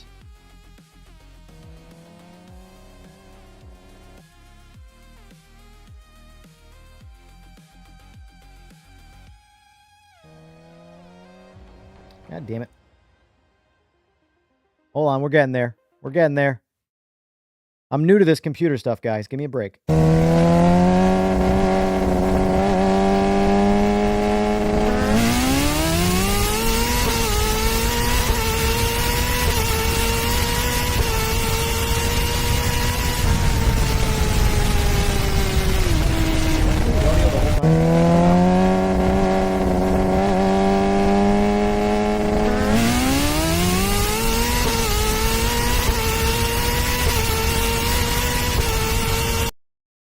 That was me giving him the hit.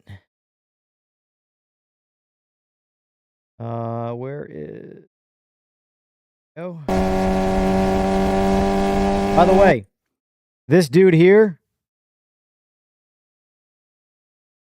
he's almost 70. And yes, I am abusing an old man.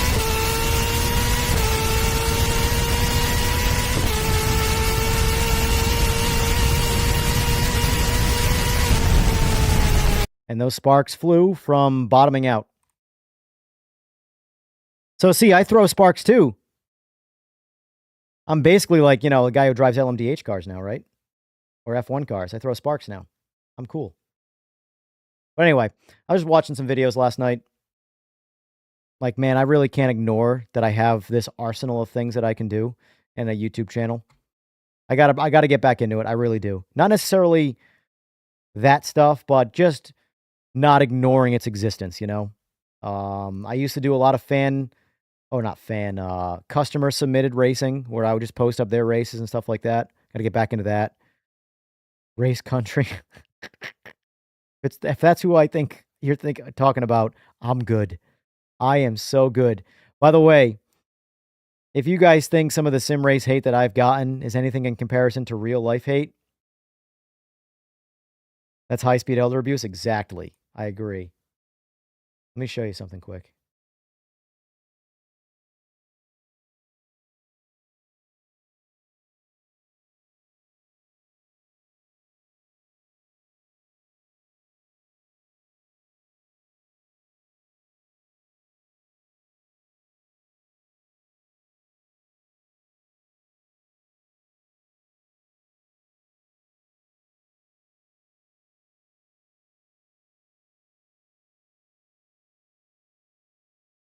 So, by the way,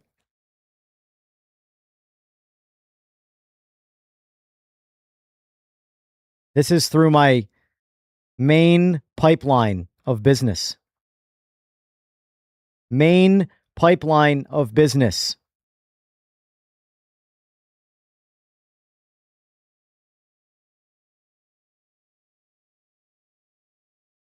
We just revealed your piece of shit tune for the world to see and made you look like fools by making a better tune in 15 minutes. Check it out.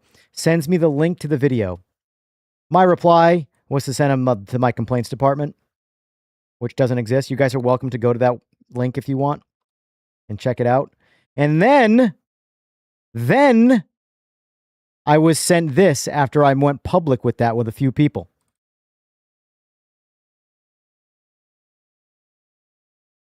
Someone just sent me an email that you posted. Is that something you guys made? That did not come from me or anyone here at More Mafia.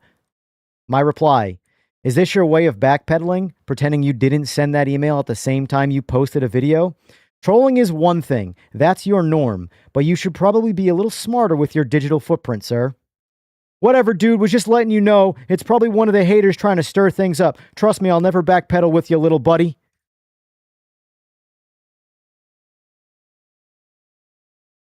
If you think any random person sim racing talking shit is new to me, trust me.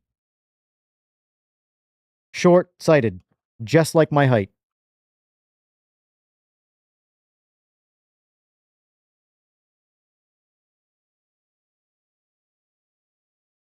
By the way, the bike that he was referring to, entered into a racing event and got sucked up pretty bad by a bunch of bikes that I did. So, karma.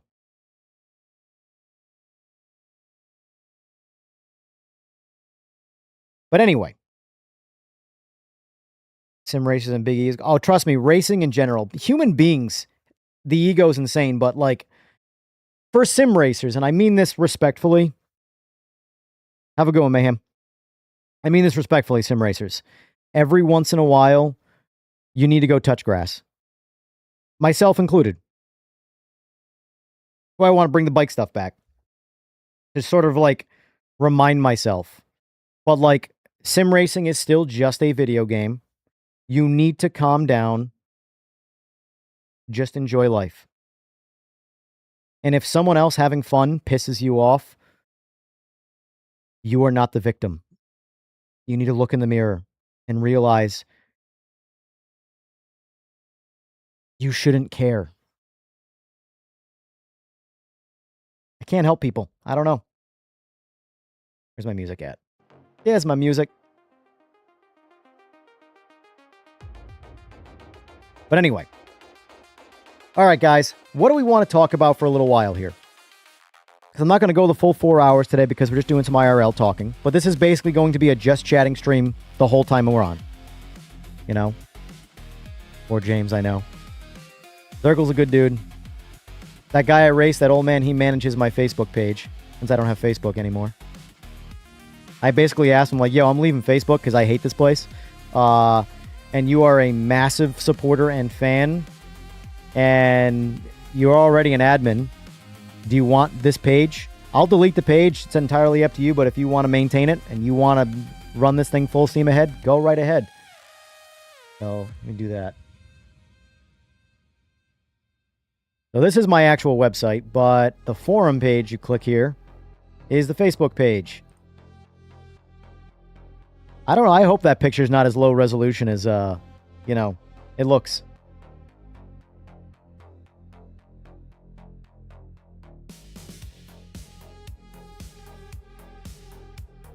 I removed mechanical work from my services. I don't want to turn wrenches on your shit anymore. Where I'm at. Just where I'm at. Harry, the short answer would be fuck no. That doesn't sound fun. Doesn't sound fun one bit.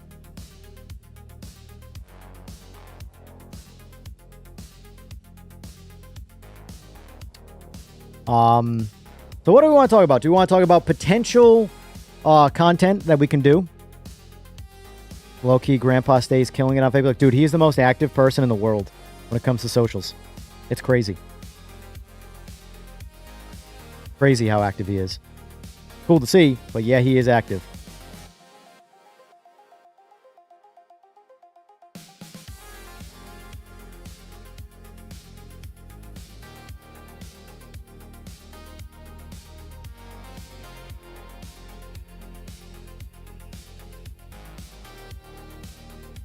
I don't know if I'd ever be alien level, Trev, truthfully. I'm definitely better at sim racing when I'm not streaming, for sure. I'm not distracted. Why I'm actually putting my monitor above my main panel instead of off to the side, so I'm less likely to turn my head. I'll have to look up. Which watch? I'm just going to look up and crash now. But, you know,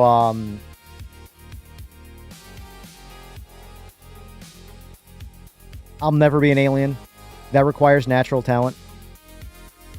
And I don't have natural talent. I have to work for everything I do. Anything I ever get good at, I have to work for. I'm not someone who is blessed with natural talent.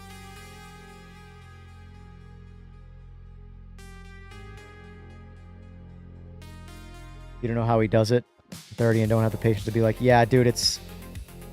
I honestly think it's, and in all due respect, I think it's midlife crisis brain. I think he wants to... Now, mind you, he's always been a young acting dude, but I do think there is a big part of it that's like, I don't want to lose to age, which is why he's into it so much, you know? But he's not even the oldest dude that I've raced. I've raced older. I've raced people in their 70s. Turbo Warren, badass dude. Let me find the video. Badass dude.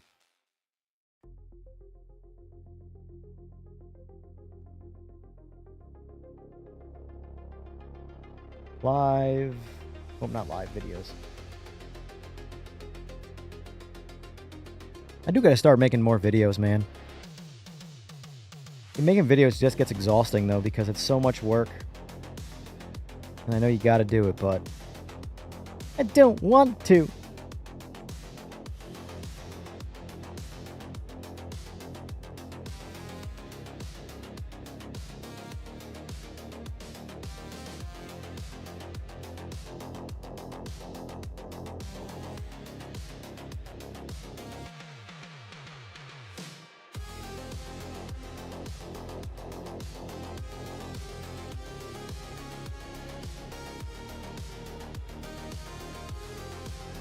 What was it? Here we go. So this is from October 16th, 2018. My, how far we've come.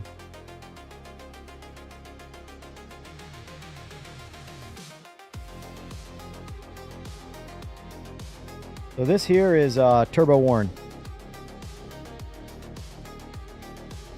Come on. This guy right here. This was in 2018. I don't know his exact. I know he's in his 70s now, but he is still actively racing. Actively racing.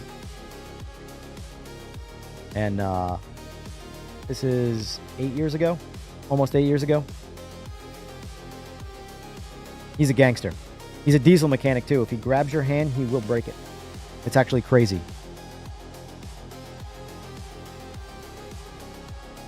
Oh, Rowdy, you got to refresh it. There's only a 10-second delay.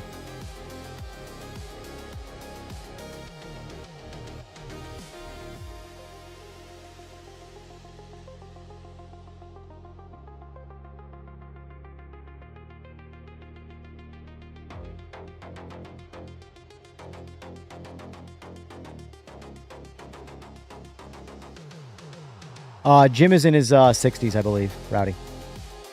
Going on, Jurassic.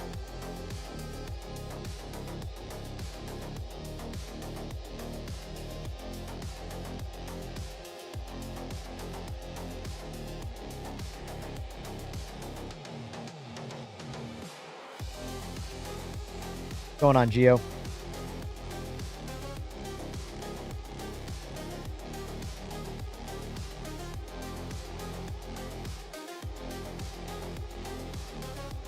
An older guy a couple weeks ago riding in Virginia. Dude had a water methanol turbo booster for a ride-around bike. Those old guys got plenty of stuff tucked away. That's fast, yeah. Yep. But yeah, so ideas for content. It says Canadian says more PMR content. I mean, I don't know if I'm ever going to make, I shouldn't say ever, but like I don't enjoy making video game long form content. Video game shorts, I'm cool with. I like doing that stuff. But I mean, like I haven't put up any videos since a couple clips from the podcast with Ryan. I just, you know, the thing is that you see what I say about video games when I'm live and how, like, polarizing it can get. Now imagine making long form content. I just don't care for it. If I'm going to really, really hammer home opinions of things, I'm going to talk about things that I have a lot more experience in. You know? But I'm not going to not talk about video games when I'm live. I'm playing video games. Don't like my opinion, don't watch. It's that simple. Do any other games in racing games? Streaming, not really. But I definitely, for the right game, like I did a little Resident Evil 9.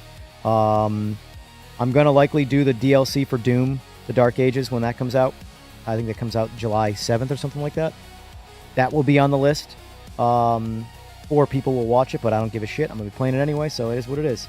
But I'll dive into Rust here. I'm your guy. Never played it, honestly. Never played Rust. I have an arsenal of backlog of video games to play that I have not played. It drives me nuts. There's not enough time, and I arguably have a lot of time. But there is not enough time.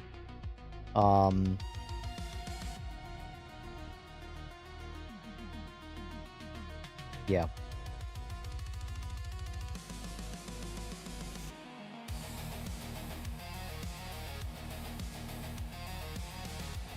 Geo, come on. Come on, you already know. You already know who does. There's a bunch of people who do. So my thing is this, Trev. I actually really like editing. I hate filming. Which is why the live system works so well for me. Because it eliminates the hardest part for me, the filming. I'm filming right now. If there's a clip of this I want to use later, I just go back in the stream and record it.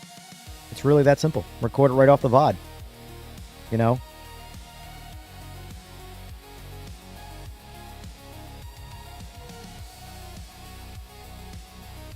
But, oh, Rowdy Build, that was talking massive trash on you. Well, it's called Boosted and Rowdy, so you already got it wrong, sir, Mr. Mudbutt.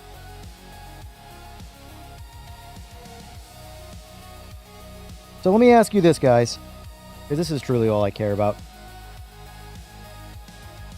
Should we talk about... You better wait until 3 p.m. for talking trash. Should we talk about unnecessary drama in sim racing, or should we just leave that alone? I'm going to leave it up to you guys. I'm not trying to rage bait.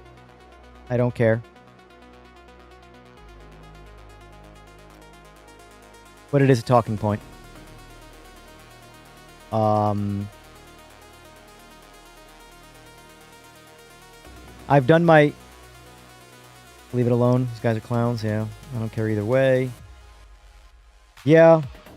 Like, part of me, like, wants to give an explanation on some things. And then the other part of me goes, you know what? It doesn't fucking matter. Who cares?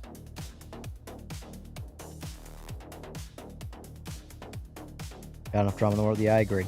I agree.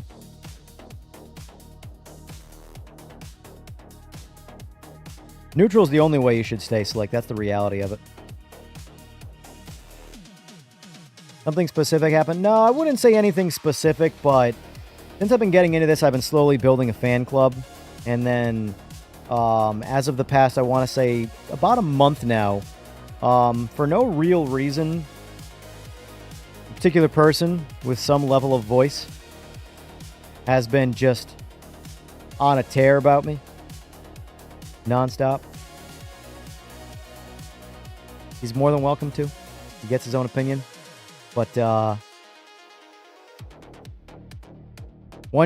if I talk about video games, and then that gets you to talk about me, and you act disrespectful, whether you think you do or not, which is somehow this person always thinks they're the victim. They'll go out and tear at someone, and then they'll play the victim. Yeah, you just get put right on the blocked list.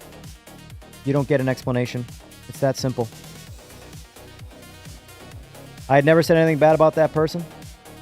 In fact, on many of my streams, I said that I did like that person, that they are misunderstood. Well, perhaps I just was wrong, because I've been wrong before.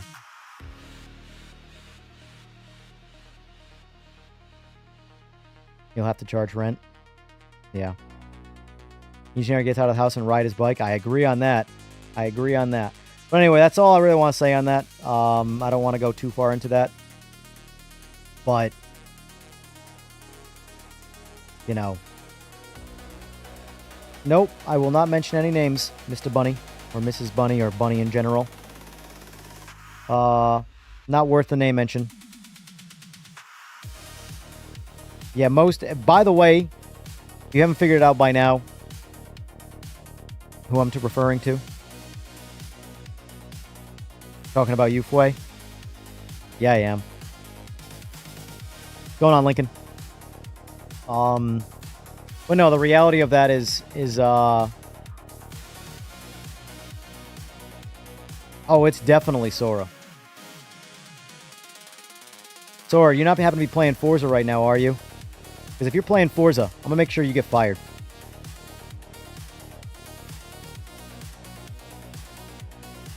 Mr. Bunny. Got it. They call me Mr. Pig.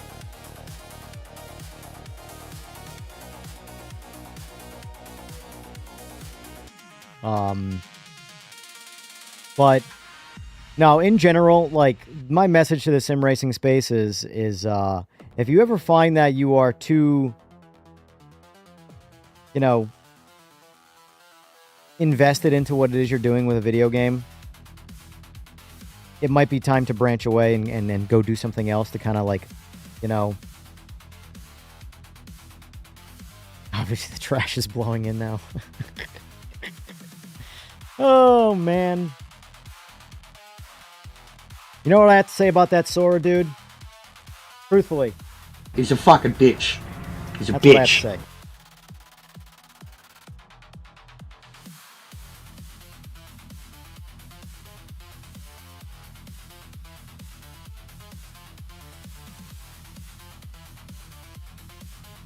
Sim racing is even more tribal than cars and motorsports in general, and it sucks. Yeah, it's pretty wild. By the way, that is now a permanent soundbite.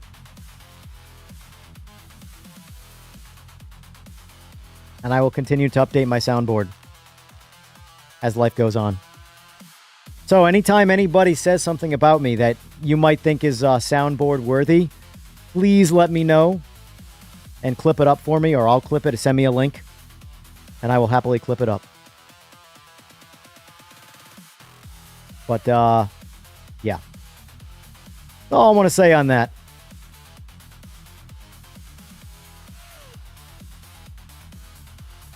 Hopefully we get to praise the hell out of... Oh, back-to-back comments. Hopefully we get to praise the hell out of Sora next week, followed by Sora sucks. Had a big doo-doo stain? Well, interesting. That's rough.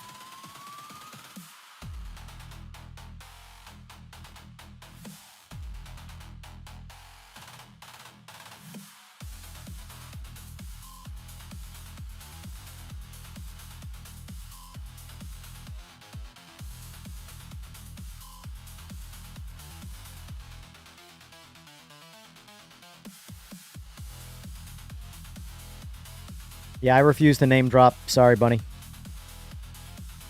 Just not my style. I've done it a couple times, and only one person. So, I've only ever come at Boris publicly, which I apologized to him, and then I addressed that publicly, that I apologized to him, because I do think he earned an apology from me. I didn't know the guy, I didn't know who he was, and I caught him on an off day in the Discord, and just kind of went at him, you know. That was the only person I've ever talked about that I think earned an apology. I have talked a little bit about Kirith, and I've talked a little bit about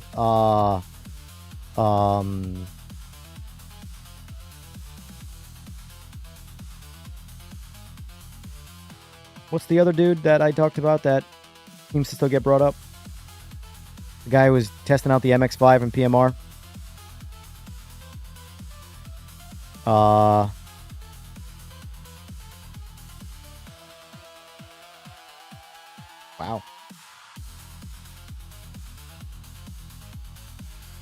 There you go, Slick. Slick's right. Dave Cams. Or Dave Cam. Yeah, I didn't like his take. That's all. I'm not going after him personally. I thought his take was pretty bullshit. I don't think I crossed any lines with that. Maybe some people think I did, but I don't think I crossed a line with that. But that's the only couple times I've mentioned people. I've talked about other people's reviews of things, I don't think I've ever taken anything personal or done anything personal, you know. I don't think I did anything personal with Dave. I did make it personal with Boris, and it was unwarranted, and like I said, I apologize for that. But if that's still going to get brought up, that's old news. You know? With that being said, though, now when it comes to this level of, like, nonsense, there's no name dropping. Not worth my time. Damn, Slick, you are just, like, banking. You should start a YouTube channel. Like Haters Anonymous. That'd be a good, just bring everybody in there that just wants to talk shit about someone, and then just have them whinge and talk shit and get it out of their system, and then rub their back, you know? It'd be a pretty, I'd watch that channel.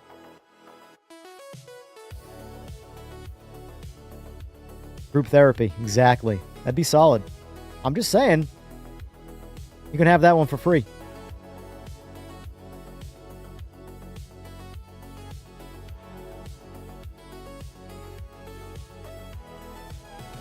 Would I consider weekly community races? Of course, of course. There just needs to be an easier way to do it, Sora. We need JIP. We need join in progress for community, at least for PMR. At least for PMR. But I'll be honest with you, though, PMR is the one that I think I want to do. I would do AMS too, but I would only want to do Formula Racing, and not a lot of people have AMS too. A big part of why I want to do leagues with crossplay games is because it just allows more people to get in and play.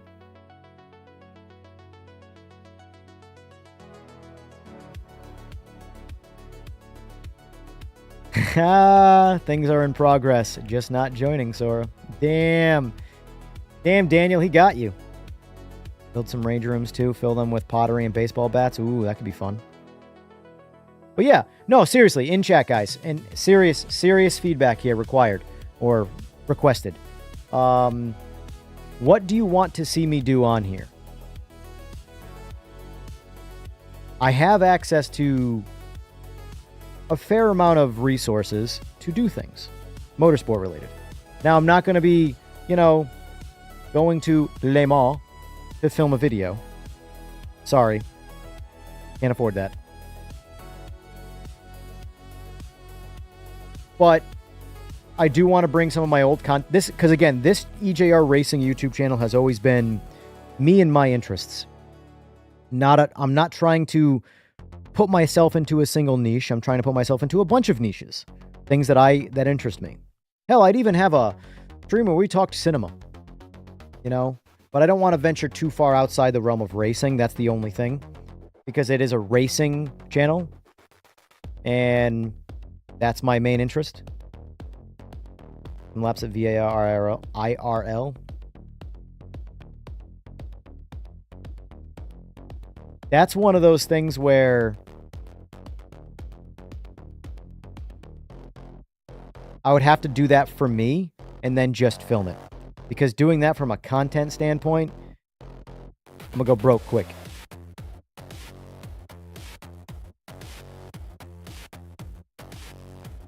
YouTube drama can be done in a fun way if it doesn't get personal, but I'd like to see comparisons to real-life cars. Get your boss to pay EJR to do track days in cars. Yeah, right.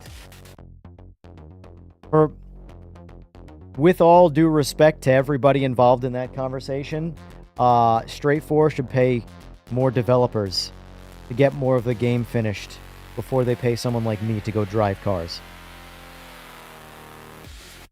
Just saying. We need more Soras. We need more Arises. You know, we need more of those guys on the team.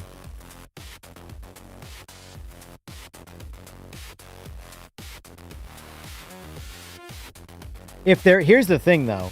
If there is one thing I would want to do for Straight 4 for PMR, is marketing, is advertising, because so many people don't know the game exists, and like. There should be, at bare minimum, one post a day on socials about PMR. And I don't mean the website. I mean, you know, Instagram. It's probably going to be Instagram if I had to guess. The Instagram page should be just nonstop. Flowing. you know?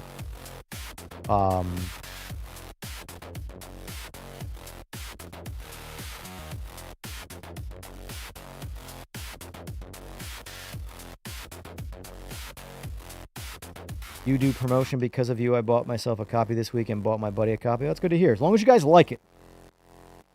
If I influence you to buy the game and you don't like it, that would suck. But if you guys do like it and I influenced you, then I appreciate you saying that.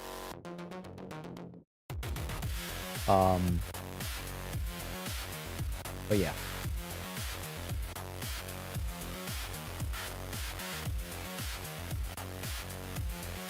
Sora, do you want to play some Forza publicly? Actually, Sora, if you want, we can really create a shitstorm. When the DLC drops, we can just play Forza instead.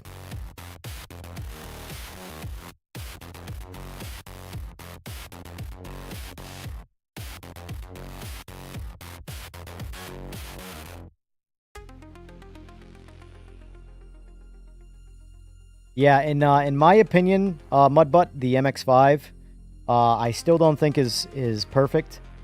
I think the force feedback's fantastic now. I very much like the force feedback, but from a grip level standpoint, I do think... So when 2.0 first released, the cars were mayhem. You could not keep the rear end from sliding out. Very unrealistic. That car doesn't make the power unless you really, really, really try and be an asshole to lose the rear end.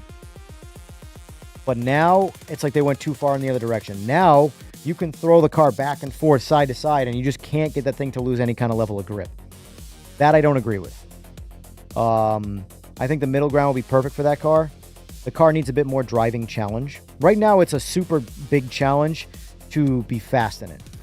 Like, if you were to get into any MX-5, PMR, iRacing, whatever, especially in PMR, though, the car is easy to drive, but it's hard to drive fast by comparison to pace and everybody else's pace.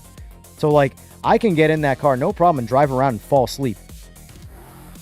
But when I get into a race with a bunch of other people that have time on the MX-5, I'm slow as shit.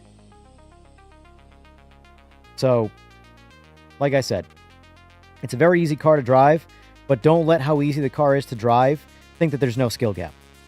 And that's why I've always been against the whole force difficulty to create a skill gap thing, because the cars could be super fucking easy to drive or super hard to drive. That doesn't have any effect on the skill gap. Because if the car is easy to drive, the fastest guy is still going to be an alien that's found the fastest possible way to go around the track. Like, Rensport, a while back,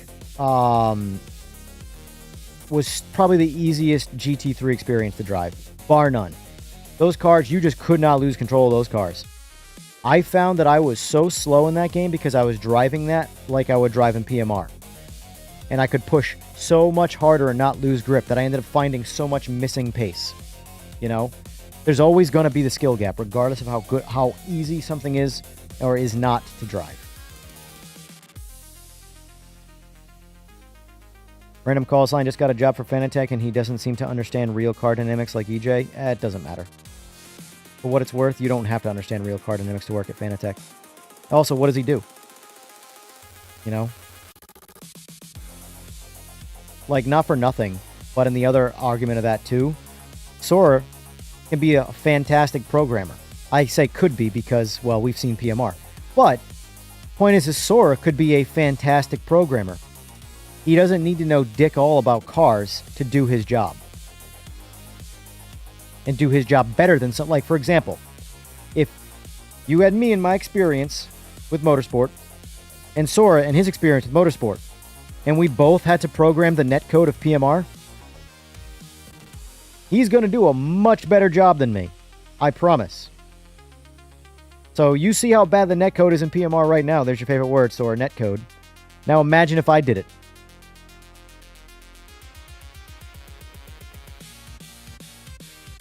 Sora doesn't even have a driver's license. Exactly.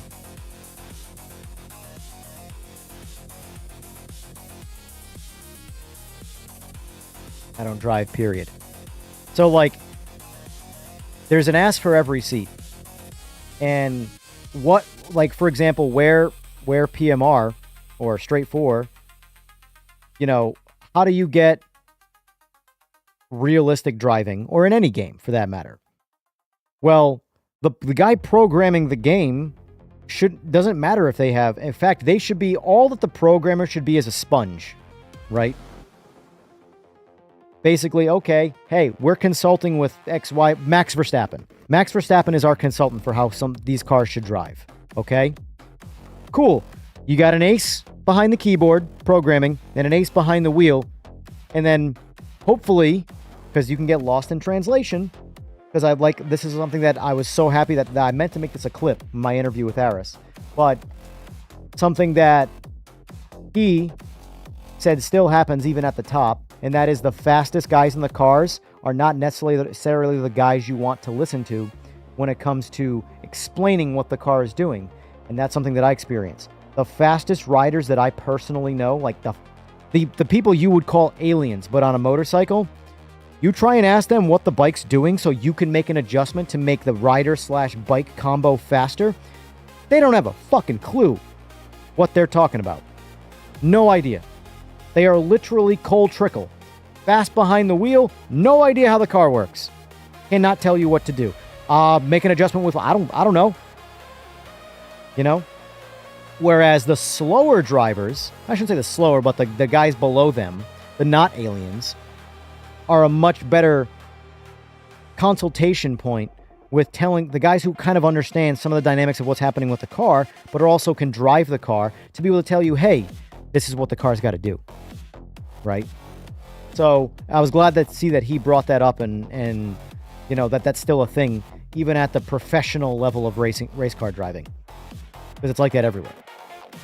And apparently, it doesn't go away no matter how much money's involved. Anyway, so podcast with our race car drivers. Real-life race drivers. I would be down to do that, obviously. I do have some in the works for motorcycle guys.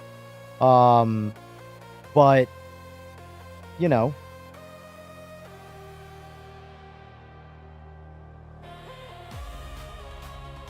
When there's only Misha doing comparisons to real-world versions, it's a big unfilled niche. I agree. Yeah, I'll just get Verstappen. Let me, hold on. Give Verstappen a ring here. Hold on one sec.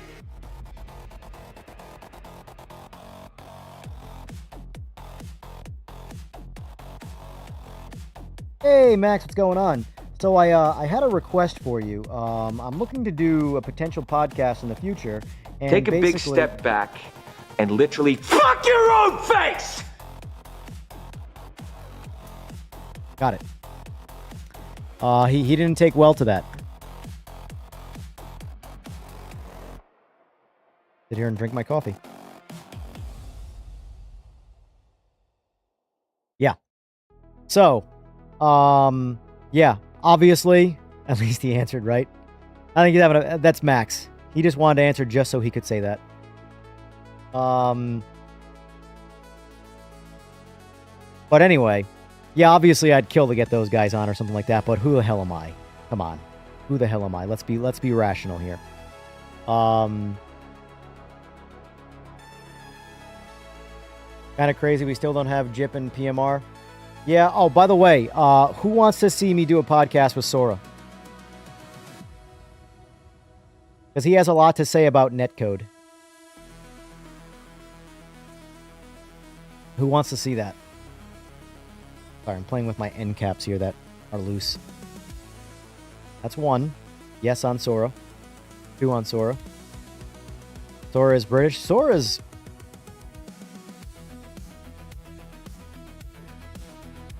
He's told me so many times, and I actively don't remember. I don't know offhand. I forgot. Swedish, British, Dutch, Deutsch, German, Australian. I don't know. He's something. He's European. Let's keep it simple. Perfect. Perfect. Let me go to the bathroom. Keep on answering if you guys want to have him in here or not.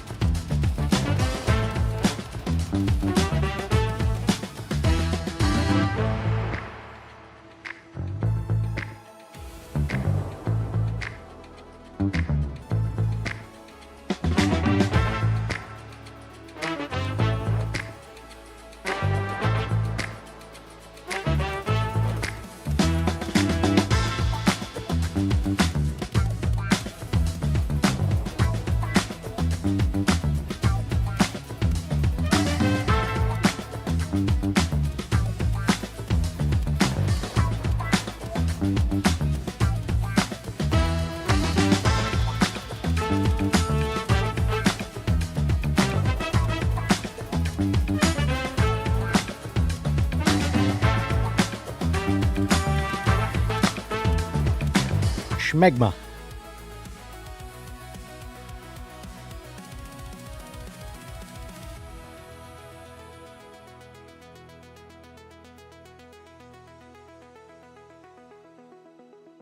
I could do beans for breakfast. I love beans. Beans are awesome.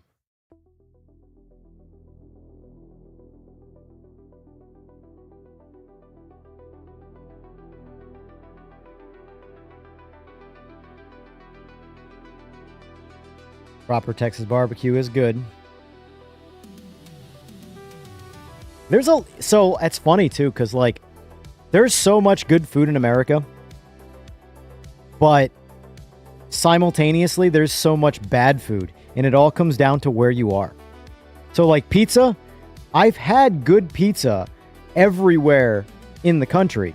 Not everywhere, I haven't been everywhere, but every location, geolocation I've been, I found good pizza. But like New York, New England in general, but specifically New York, like dominates pizza. Dominates it. And by that I mean you go to a shit bum place and find some generic pizza, it's still better than most of the better pizza everywhere else. California, Mexican. Mexican food. There's good Mexican everywhere, but again, certain areas are where it like dominates certain things. Chicago's got damn good pizza, but Chicago pizza is very different pizza. I'm a thin crust guy personally. There's a niche for thick. No, I'm going to Italy for my first time next year. I'm looking forward to that quite a bit. You bet your ass I'm going to be eating all sorts of pizza. I've never been to Italy. I can't wait. But going to Italy sometime in 2027. Mother's going to take us. Mother's going to take myself and the wife. My mother goes to Italy all the time. My mother's at that point of retirement life where all she wants to do is travel the world until she dies. So, yeah, she's going to take us to Italy. I'm very much looking forward to that.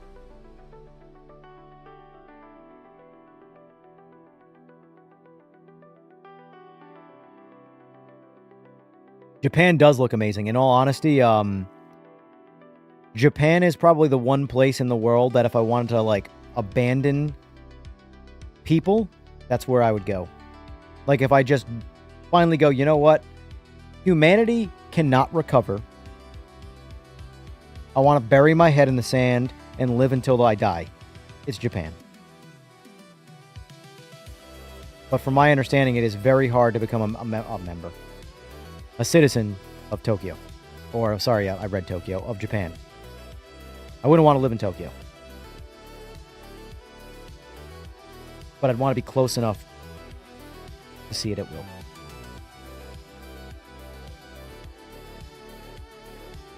Ruffles.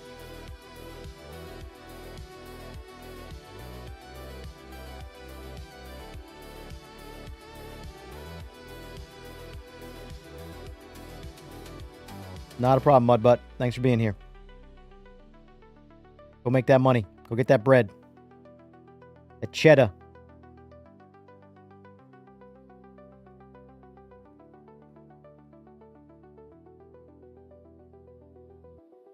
What's the bad news about Japan, Slick?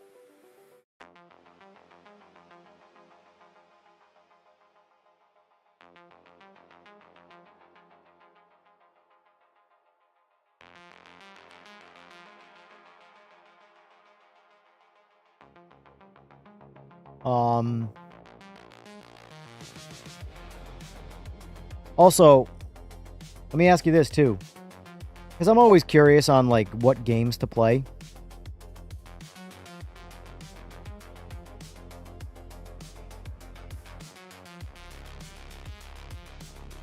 Yeah, well, how many of the population comes from the major cities like Tokyo? Like I said, I live in the United States. I could go live in New York, but I live in farmland in North Carolina. I live around nobody because I don't do people. You know? It's astonishing that I have fiber internet. Truly. Ooh. think UPS or FedEx is here, which means I'm getting one of my monitor stands. Yes, I said one of. I ordered 2, and I'm selling whichever one I get first, or second. All right, be right back.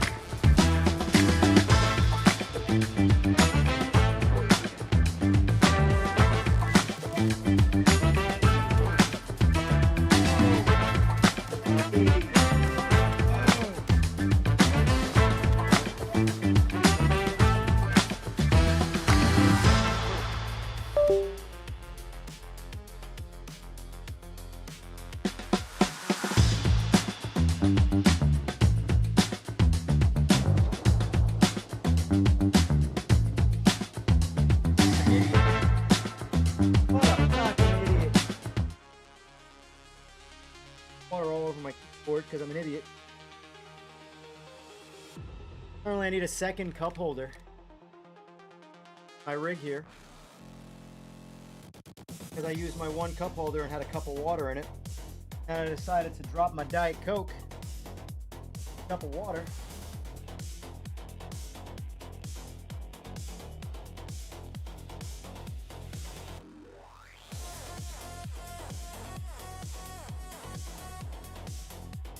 All right.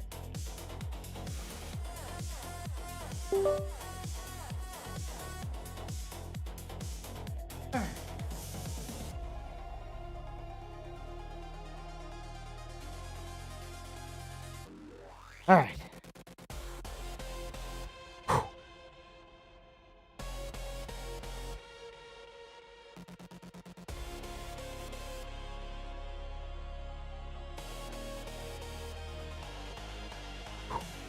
Ran myself out of breath.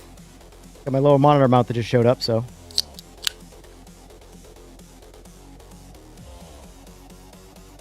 Sora is a weeb. What's a weeb?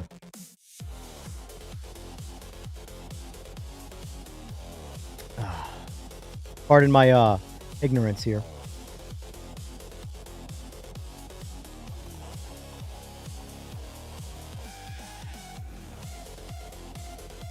So I have 2 options right now that I can do. He's a dork. He very much is. Very much is. I like the guy. Truth be told, I like the guy. He's got the thickest skin that could ever be thickened. I guess you have to be a video game dev. So alright, I got 2 options that I can do right now. I can have this go for about another half hour and then call it. Or I can turn this camera around and I can start assembling my, what do you call it? Monitor arm, or stand, sorry, while I'm live. It is IRL after all. 'Tis IRL.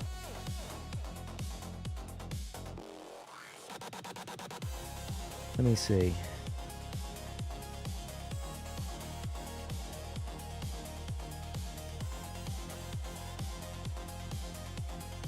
Got it. Got it.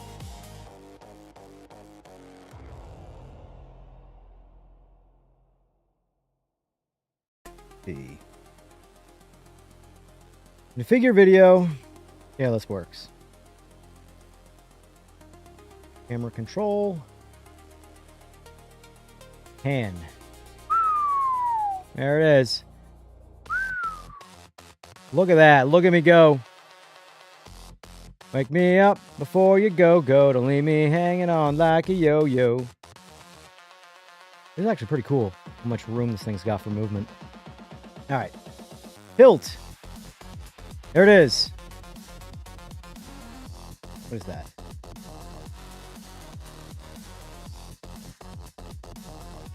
That's the wire. Got it. The wire.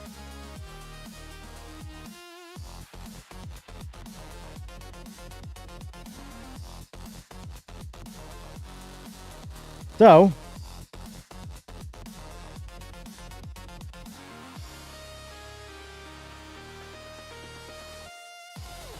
where's the zoom? I mean, why do you want it zoomed in?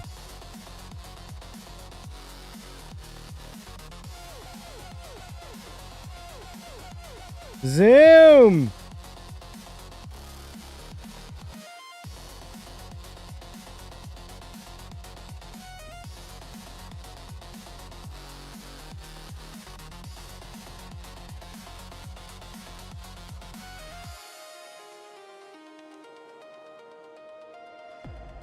Yep. Welcome to Box Simulator. All right, let's try this out. Only thing is that I guess I could turn the microphone gain up to 100%. All right, microphone gain's all the way up.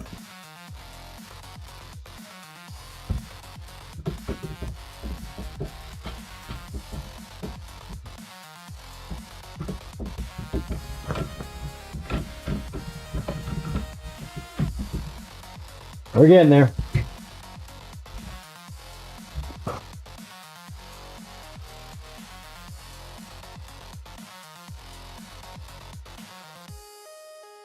Test, test, test, test, test. All right, that should be able to hear me up. All right.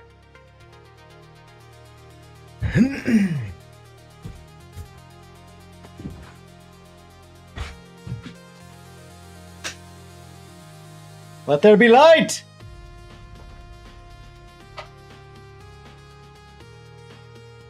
Good old Diet Coke.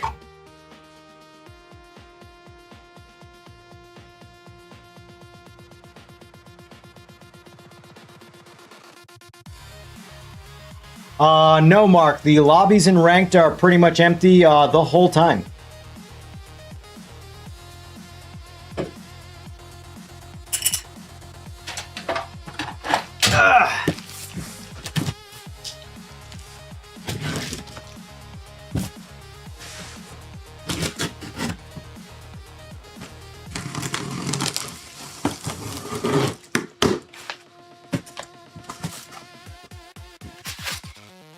I gotta give this to Next Level Racing. This is like this instruction manual is just, it's too much. It's like a Game Informer magazine. It's actually like laminated every single, am I yelling? I feel like I'm yelling. But I don't know because the microphone's far away from me.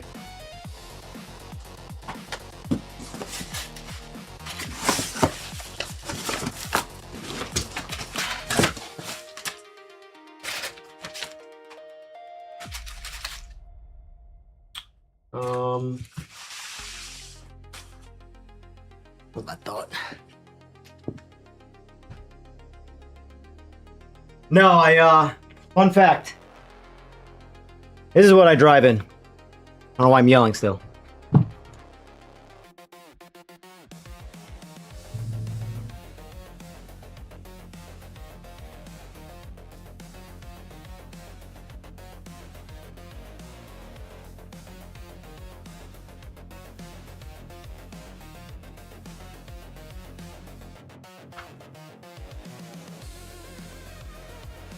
All right.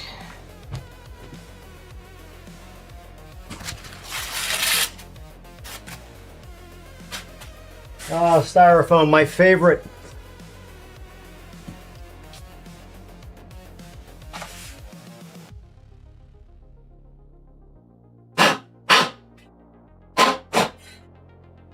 Stuff is dirty.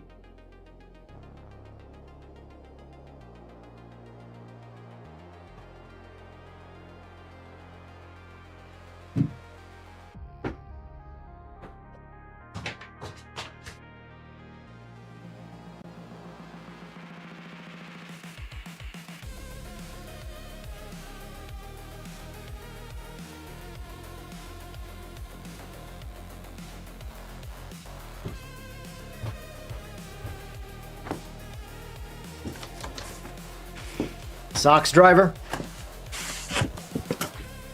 Ugh.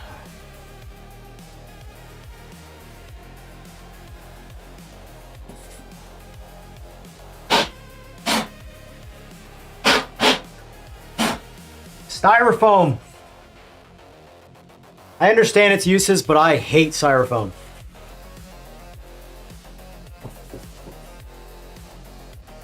Not even for like the whole saving the planet thing, because it just makes a mess.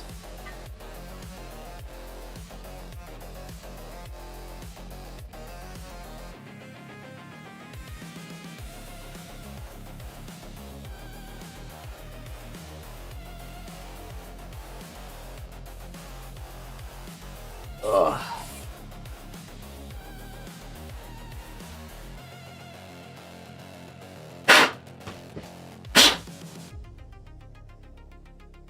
Styrofoam can literally kiss my ass. This is the first piece! Alright, no damage. Looks good.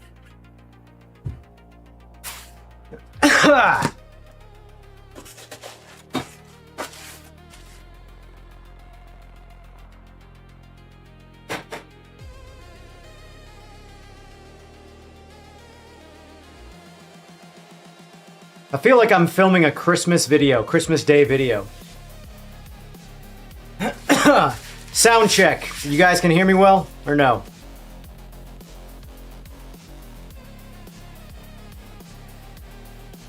Missing a bunch of stuff from your Track Racer triple? Yeah, I got a, I have one from Track Racer coming, and then this one is from Next Level Racing. I'm probably going to use the Next Level Racing one, simply because it showed up first.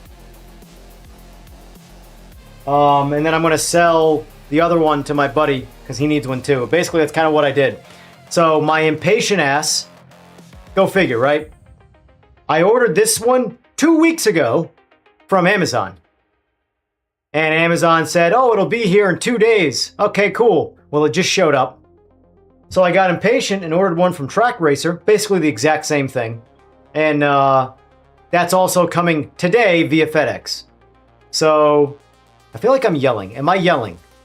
Because I'm just yelling loud because, but I have the gain all the way up on the microphone because it is far away. Anyway. So basically, the second one that arrives, which is going to be the Track Racer one, my buddy's going to take that one. The Rowdy Built guy.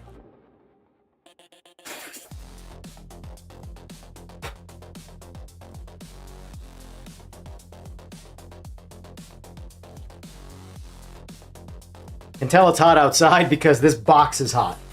And it was inside a truck. It never actually sat in the sun. Jesus, styrofoam.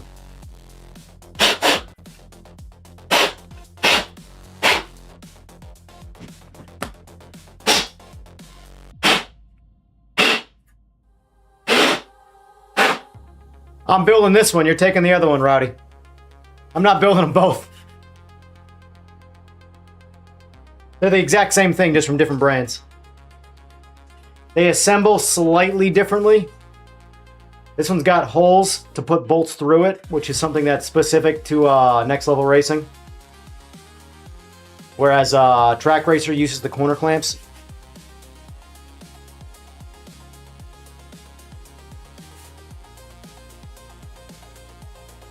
But I really like Track Racer's corner clamps, so...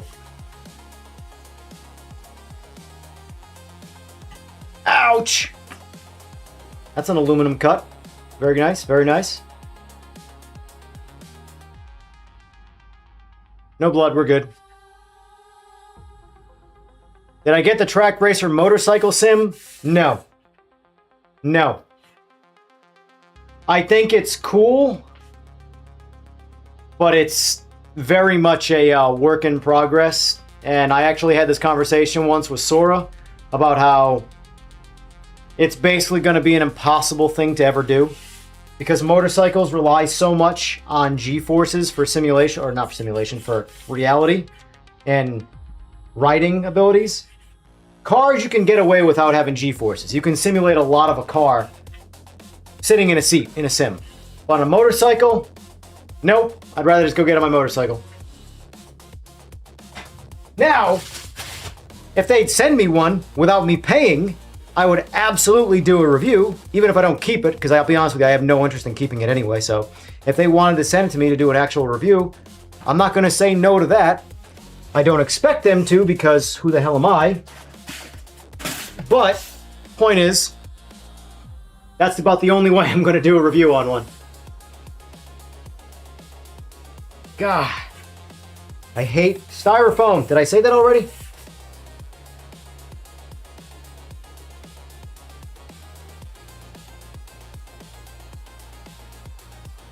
No deal, you assemble? I'll go to your house and assemble it. But I'm not going to assemble... Dude, it's huge. What she said.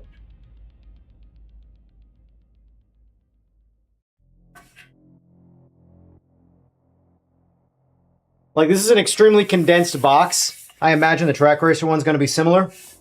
Dude, I'm going to be cleaning this shit for the rest of the fucking stream.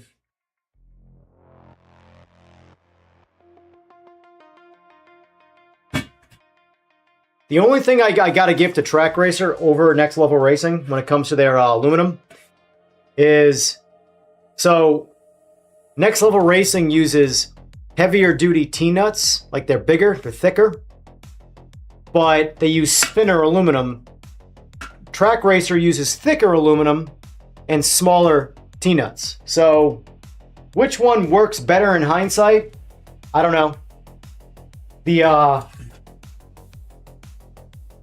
Next Level Racing stuff is a little bit more expensive, but I think that's just circumstantial. I don't think that's actually relevant of like the quality of the product or anything.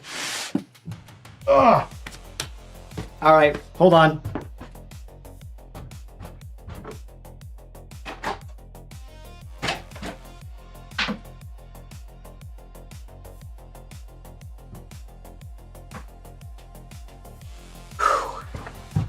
The old Dyson out.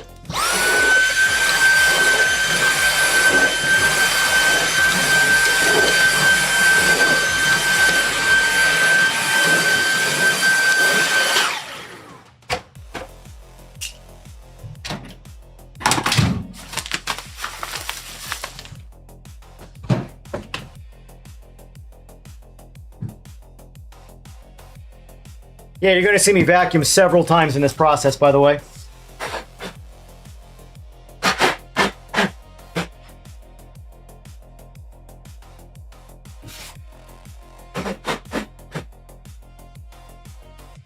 Doing a lot of blowing right now. Some of you guys might be into that.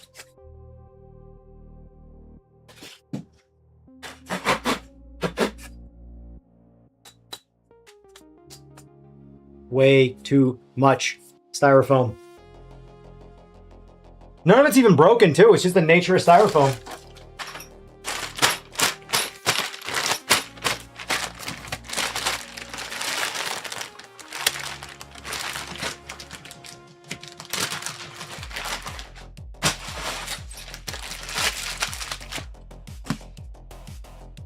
We're almost there.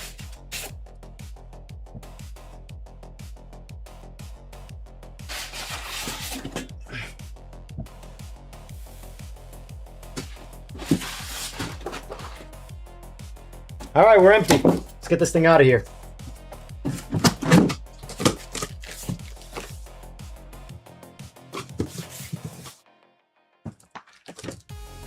Son of a bitch.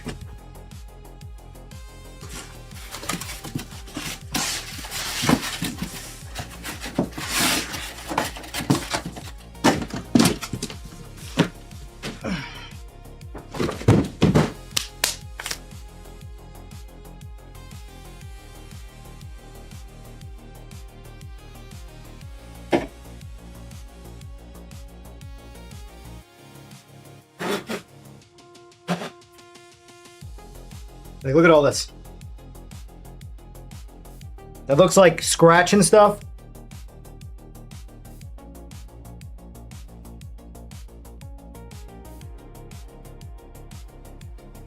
It's all just styrofoam schmegma.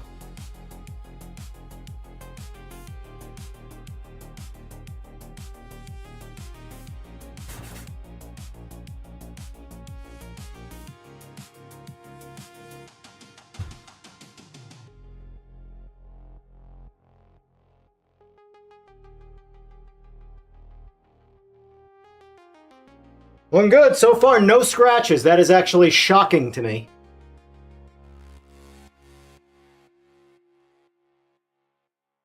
Clean out these grooves. Just get a little more light over here.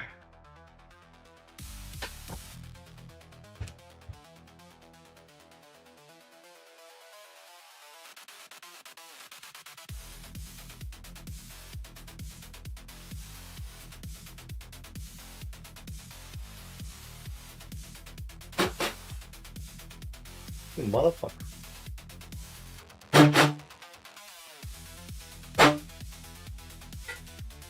There's like nothing to this thing. It's actually going to be a very easy assemble.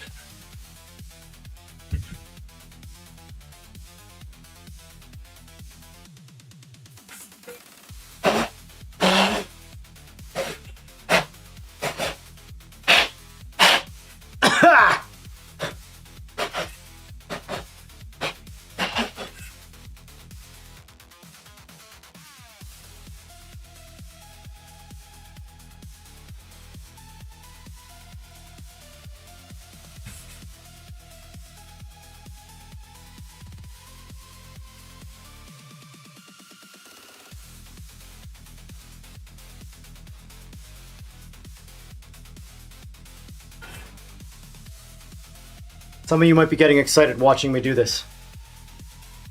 Keep it in your pants.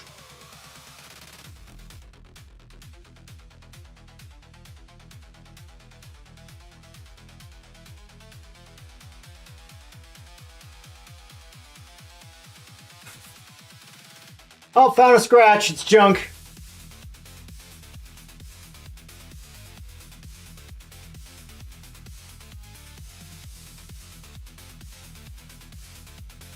Good enough.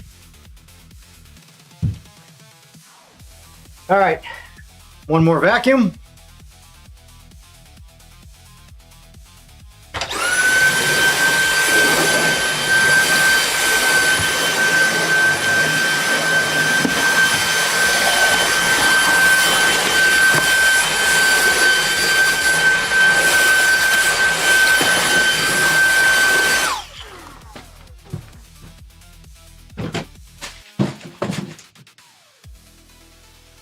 All right.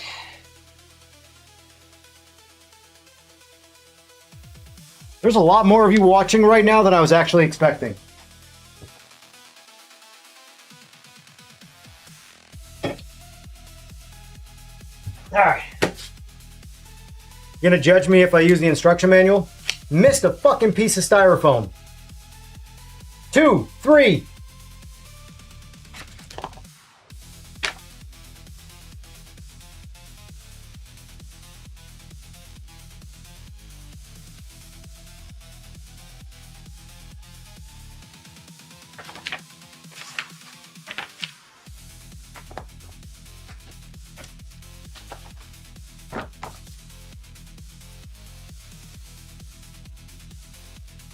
Pages 12 to 18.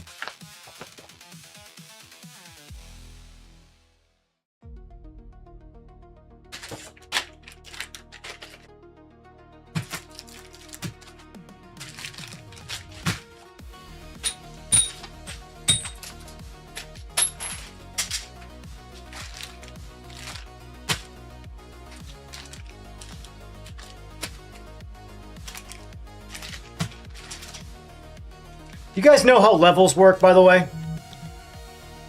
It basically is Eagles. But in all seriousness, though, this is the most useless fucking thing ever invented. Levels are more accurate the longer they get. You are relying way too much on a smooth surface for this thing to do anything. Pointless!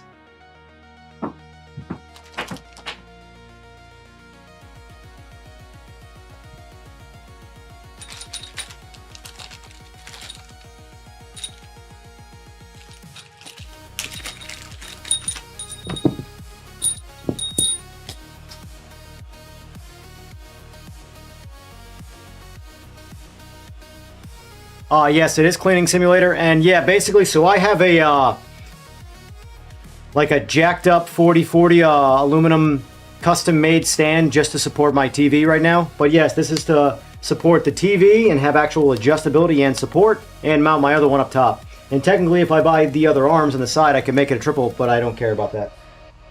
I almost bought the arms to mount the monitor on the side anyway, but I'd rather have it above me, just for space reasons.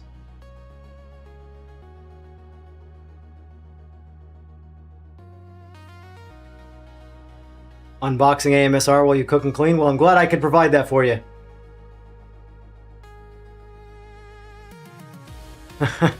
Judge me if you understand the instruction manual? Yeah.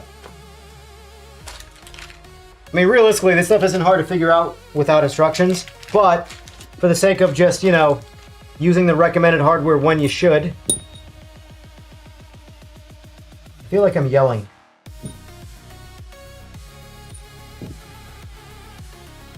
This stuff really is adult Legos, though. It's super easy to do. When people, like, complain about how hard the aluminum extrusion stuff is to build, it's like, dude, have you never had to actually, like, put anything together in your life?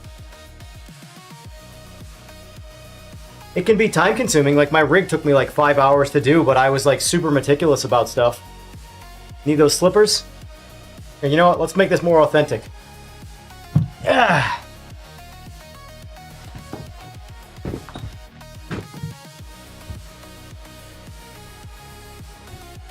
Here we go. You're playing Forza? Oh, boy, you know what? I can't take you seriously anymore. You're playing a child's game.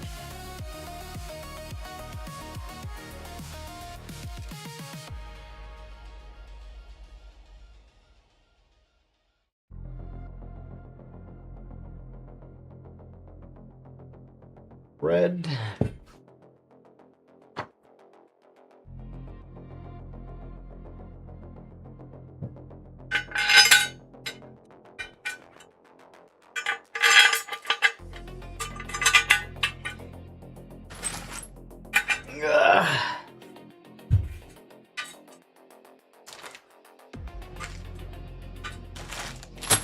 So basically, on the next level racing one, they have pass-through bolts that go through the bottom frame, like so.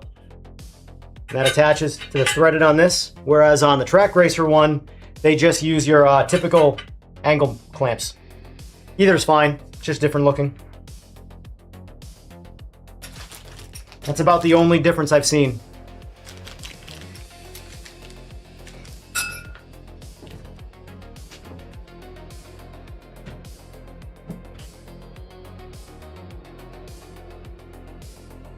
Shout out Milwaukee. I've thrown away so many provided Allen keys, it's not even funny. This is the best driving sim out there.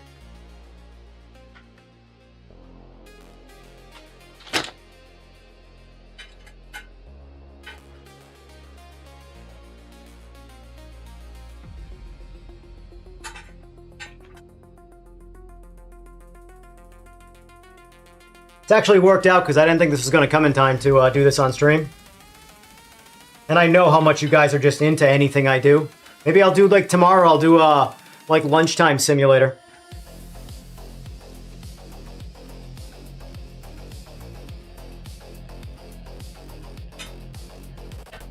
Now I should go get my ratchet and actually work on this like somewhat of a mechanic, but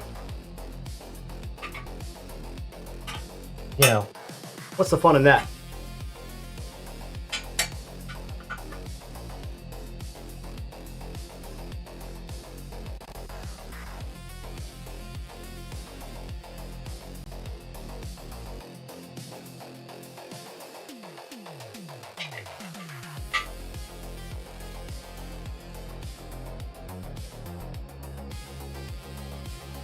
Never know with aluminum. One thing I don't like about aluminum with all these mounting situations. You can never trust over tightening. Steel, send it. Luckily, I built my fair share of aluminum motors, or aluminum block motors, so I don't have to worry too much about that. But occasionally you still go a little too hard.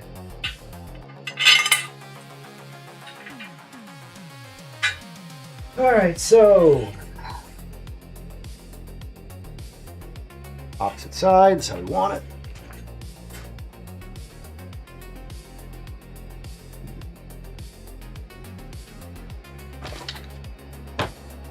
I'm not utilizing my space very well.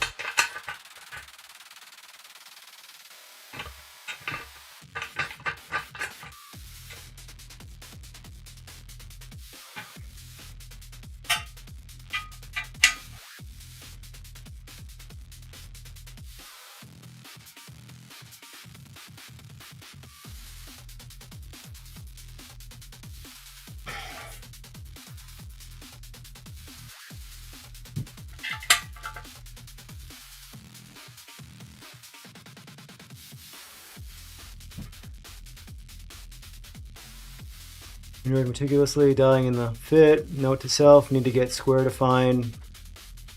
Get a square and a long level. Don't get a short level. Get a long level. Like that one I just tossed, that thing is useless. You will not get anything leveled with something that's 1.5 inches long.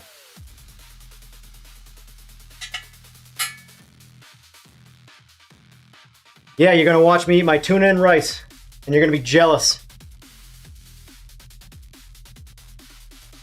Came to watch me torque. I am the human torque wrench.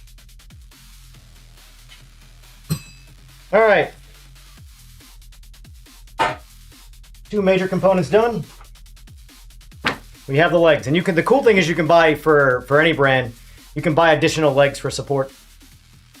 I guess that's cool. I don't know. I don't know if people consider it cool these days. Sure, shit ain't me, but see, like these T-nuts are monsters by comparison.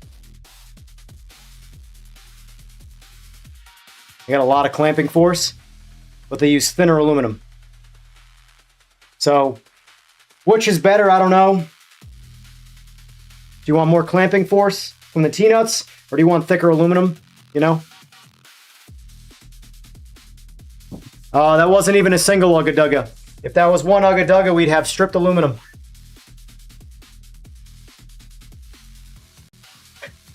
No joke. No joke, folks. I literally just went up to my diagram and tried doing this. I need to zoom. I need to zoom in. Cannot see. Oh dear.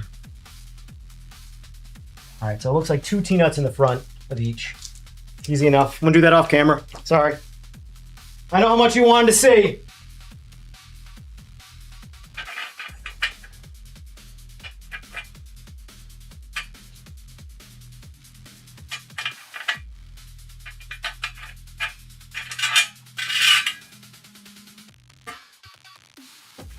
All right. Let me turn this camera up a little bit.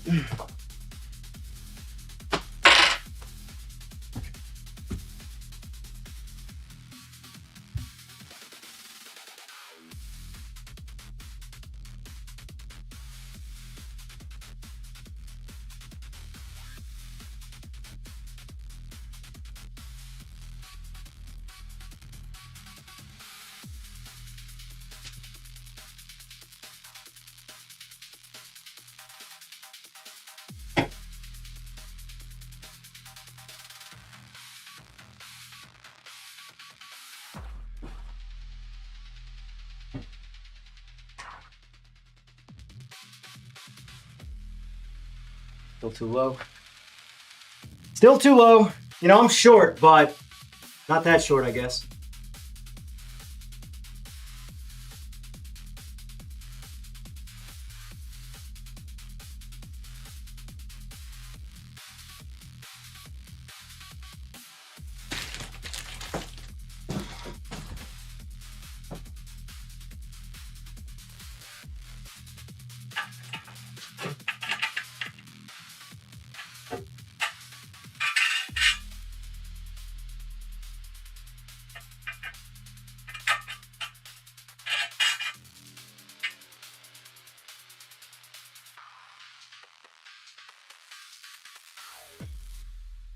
Well, all right.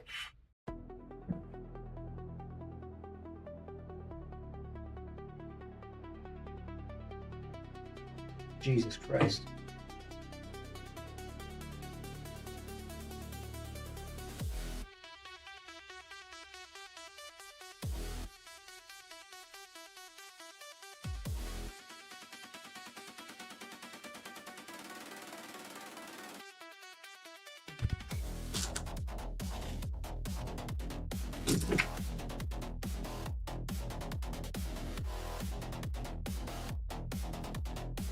By the way, is this not peak? Peak level content?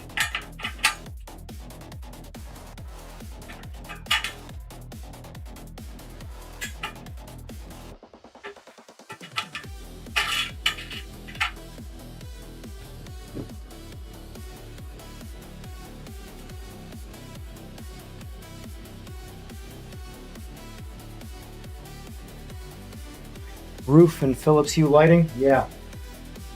I gotta figure out what I want to do with lighting. I might, since I have the overhead mount now, I might mount a key light just for the stream. I don't mind the lighting. In fact, I actually like it a little bit more romantic, if you will. But,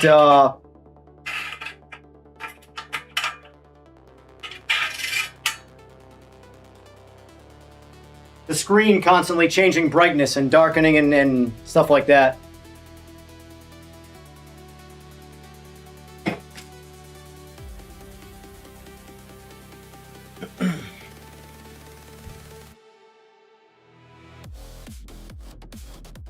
So it's got, depending on how wide you want to go with it, you can mount them here or wider leg. I'm going narrow leg because, actually, hold on.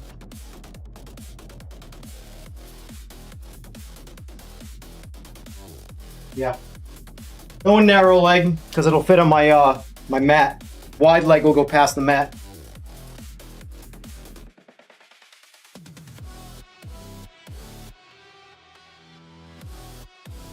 So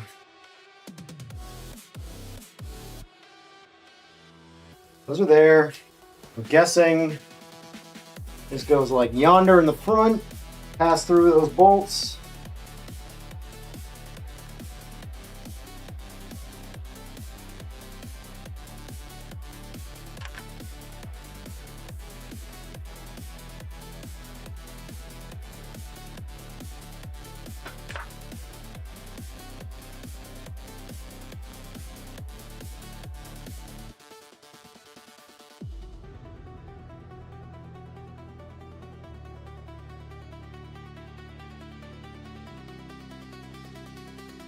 Believe it or not, this is like annoyingly complicated with the T-nut side, because the only thing that's a pain in the ass with the extruded aluminum type stuff is that you have to install the T-nuts before you assemble the pieces. Because if you fully assemble everything and don't have T-nuts where they're supposed to be, you have no way of getting the T-nuts in, so you gotta take it apart again.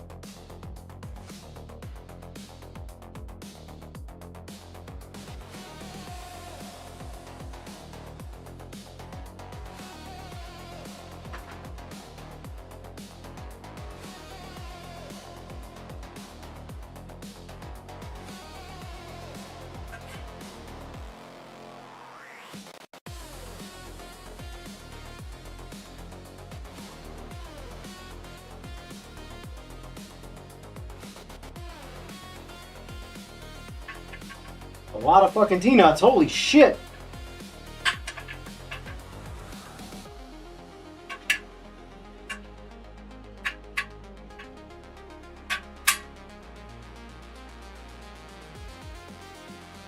Not these.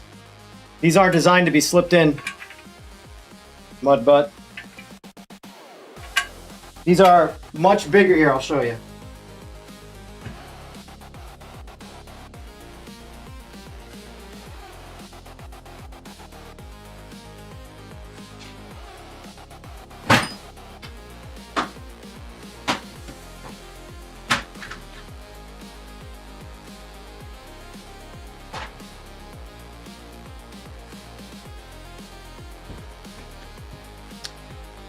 Next Level Racing T-nut.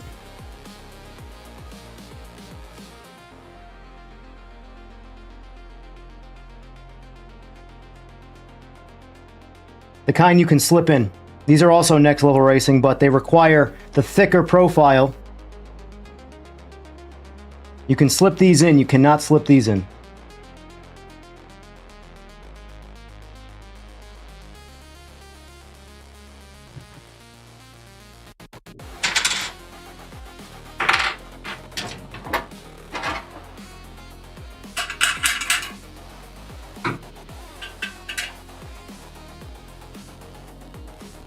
Three here. What a pain in the dick nose.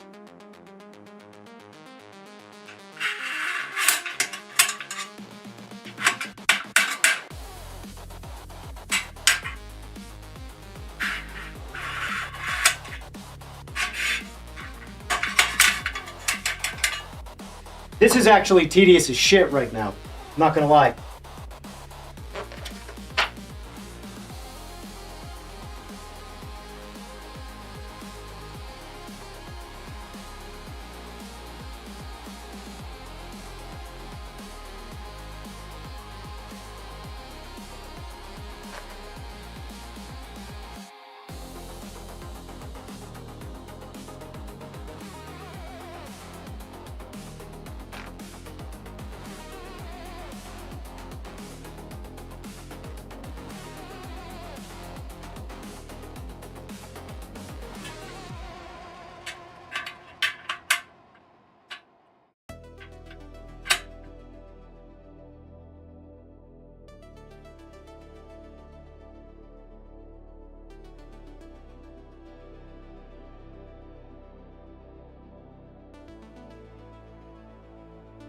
I really think I only need two. It's telling me to put three in, but I think I only need two. I'm gonna regret that decision, I can already tell you.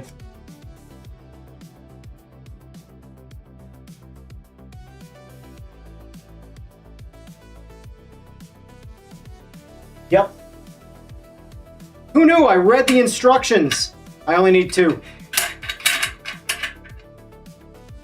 I only need three if I wanted to add the arms later. And I don't want to add the arms later, so.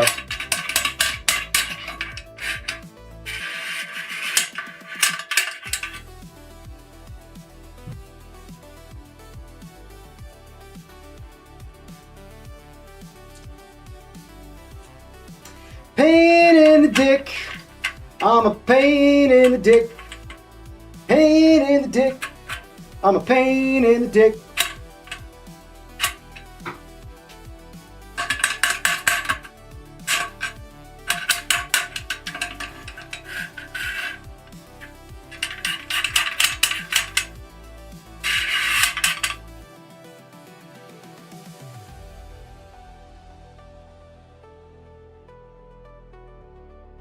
No, I'm not doing triples. I'm just doing my overhead monitor for my stream. I'm going to go VR instead of triples for that experience. I don't care about triples, truly. If I'm being completely honest with you, I was extremely underwhelmed with triple and motion when I went to the expo. I don't know, I was expecting something more immersive and cool, and really all I got was just kind of thrown around and a lot of distraction. I don't care what anybody says, you only need one screen.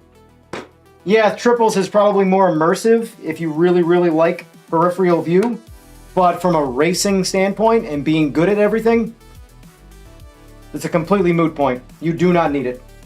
Promise. Look at all the esports guys. They all race on one screen. Look at the Gran Turismo championships. All one screen.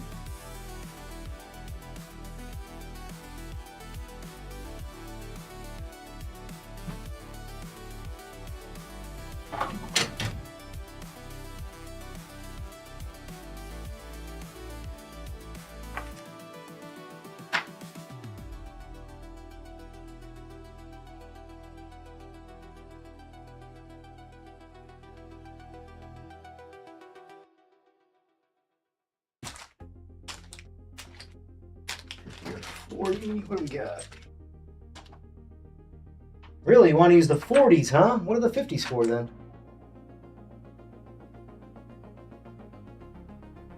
That's got to be a typo.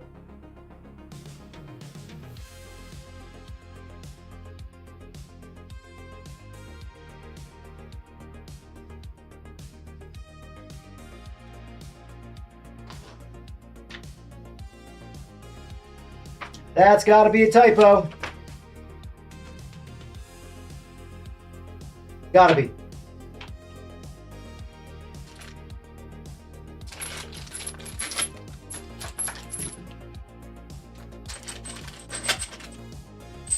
Let's find out right now.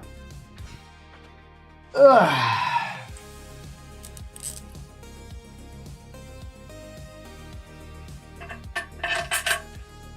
Nope. That's definitely not a typo. One of them's got to be.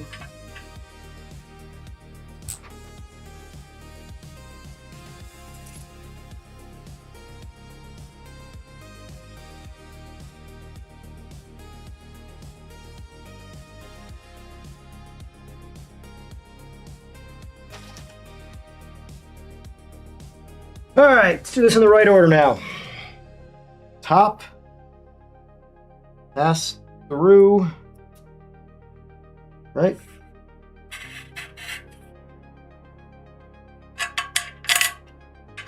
Yep, that's right. Pass that through.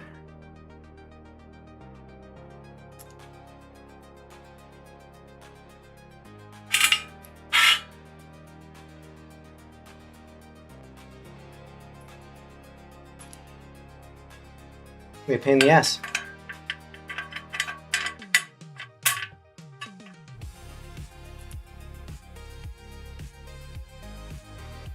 Very good, Trev. Yeah, I get addicted to paint correction when I actually do it, to the point where I never want to do it again.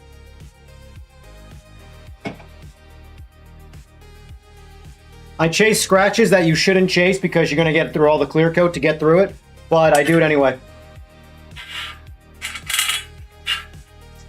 Now, I have absolutely no idea. This is where I'm going to have to probably stop doing this on stream, because I'm going to have to tear that one down, my monitor. Because I don't know the height I'm going to have to go with.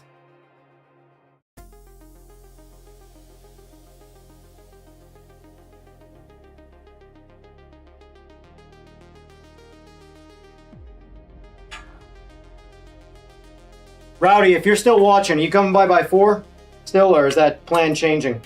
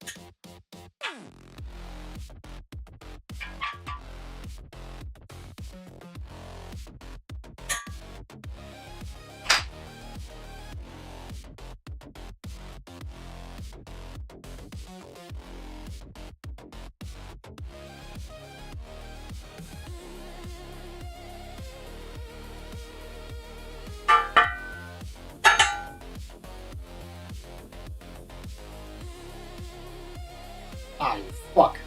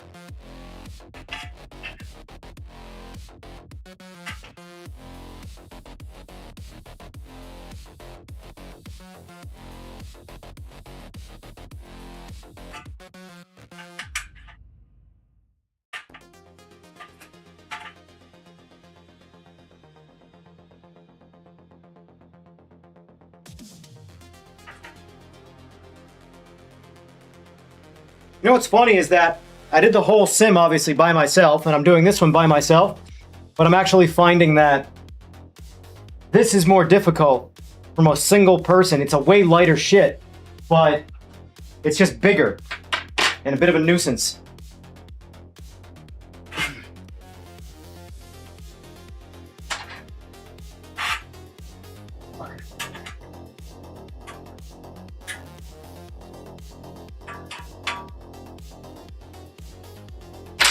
Ta-da! Not even close to done. But I have to take measurements.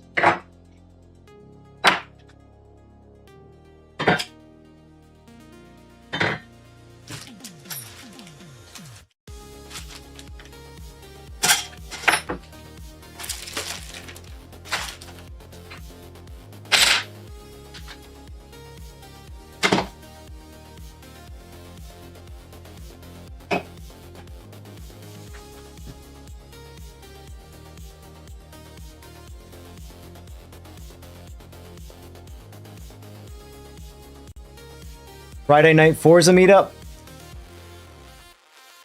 Possibly. Possibly.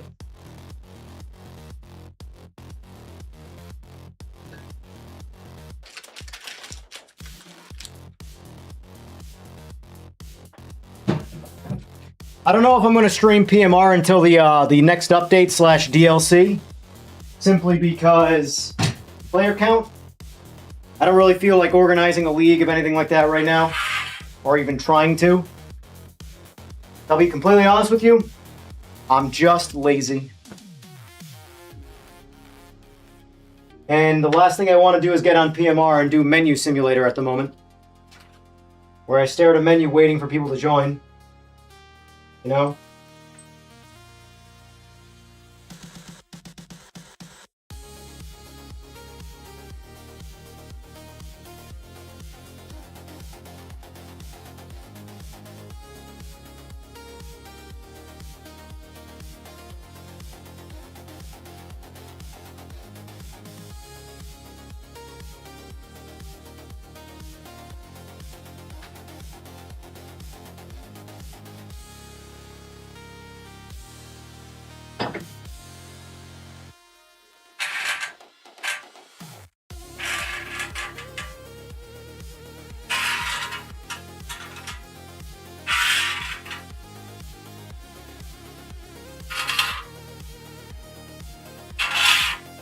It's also annoying that this is matte. This whole bottom base here is matte, which is like my entire track racer setup. That's fine.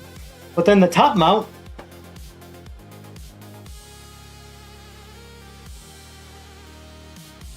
is gloss. It's not like a big deal, but it's something, and it's stupid.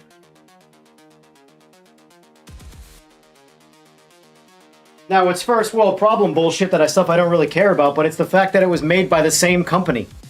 You know? You would think they'd have one finish if they don't sell it as a multi-finish setup.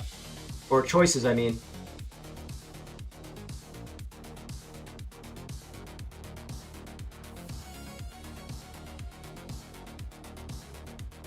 Also, let's raise the camera up so it's not crotch simulator.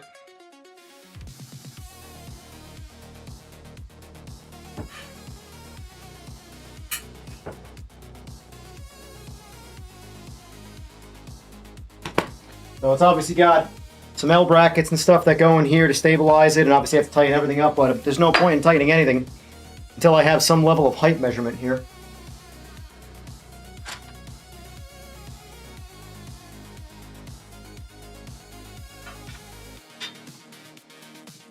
That's the old Pivsky.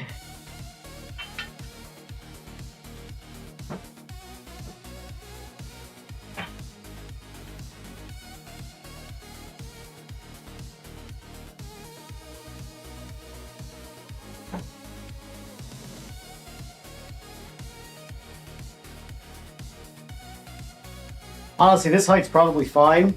I think. This is gonna be a pain in the ass. This is actually gonna be a lot harder than I thought it was gonna be, just from a, like, being picky standpoint. I gotta figure out the height of the other arm.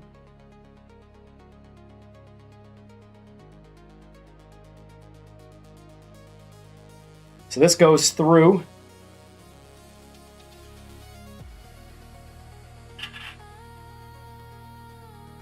Wait. Wait. Wait.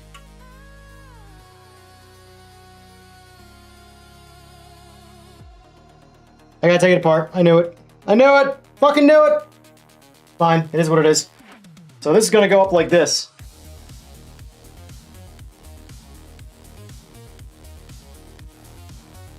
Or like this, I should say. Ugh.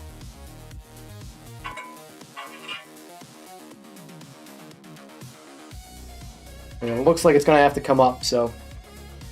Alright, I gotta take it apart anyway.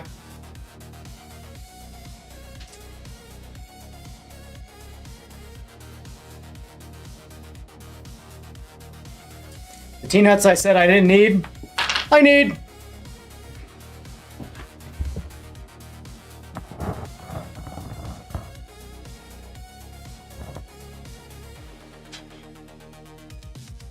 Yeah, go have some fun, Mark. Don't sit here watching me doing my bullshit. I'm probably gonna be wrapping it up soon anyway. Because like I said, I gotta take a lot of measurements to do this, to finish this proper.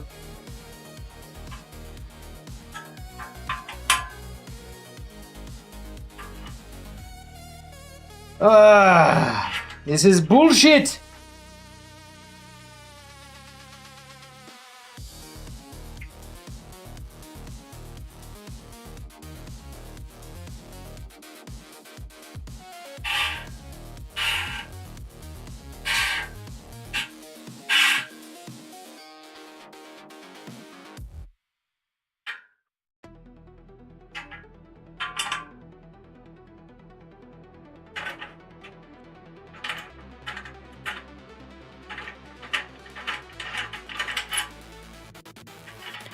Damn you, you always give him the easy ones!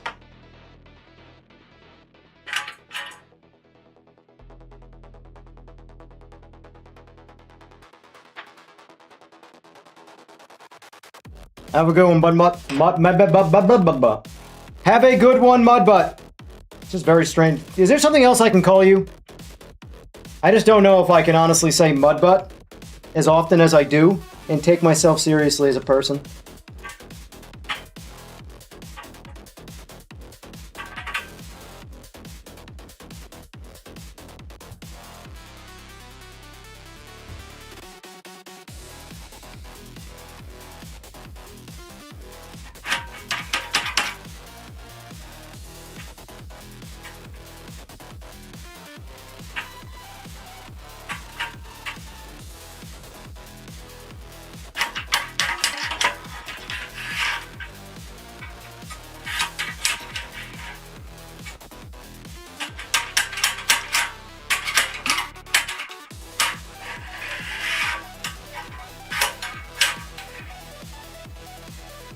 Alright.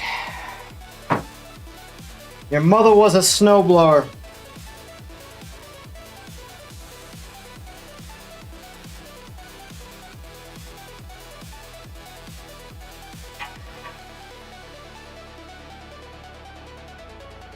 Ted? Alright, Ted. Well, you can change your name on YouTube, you know that, right? You have that ability. Just saying. It's not like it's an old email. You can adjust.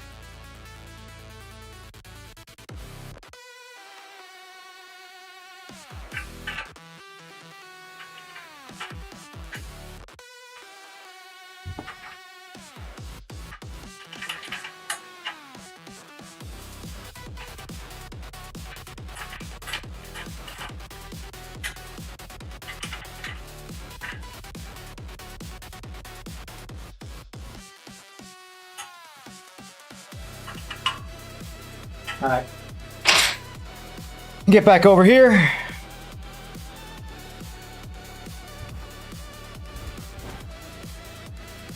Yeah, you guys are bailing, and so am I.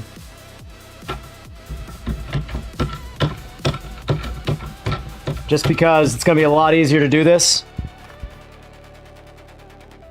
Turn the game down. Get the camera back to where it's supposed to go.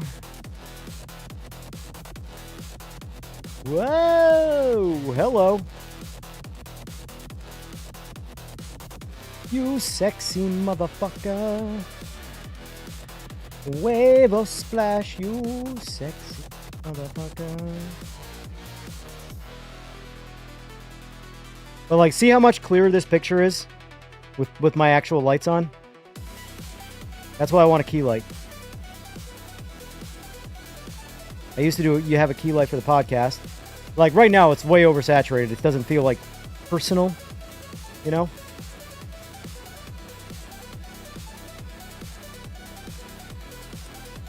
But there's no denying that the quality is a lot better with light. And this camera is really good at picking up low light, but still. Get in position here.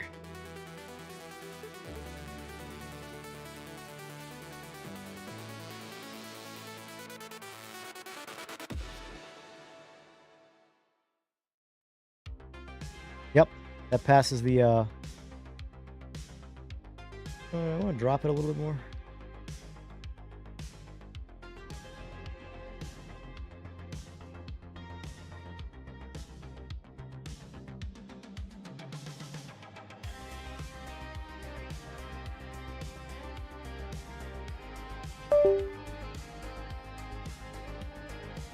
All right.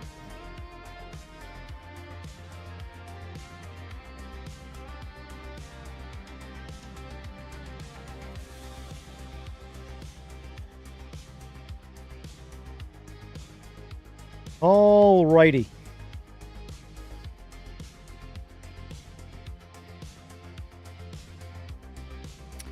That's going to do it for me, folks. So yeah, like I said, expect more IRL streaming, which is just not necessarily going to be from this spot. I'm going to do a lot from my phone, a lot of stuff on the road, things like that, or at buddies' places, you know.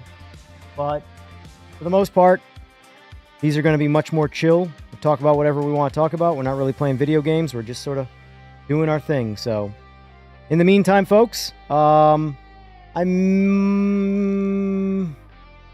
don't know what I'm going to stream next. It might be Monday. I might continue on with my little mini hiatus here that feels pretty damn good, even though I know it offends some weird people, you know? He's a fucking bitch. He's a bitch. But that being said, folks, thank you for being here.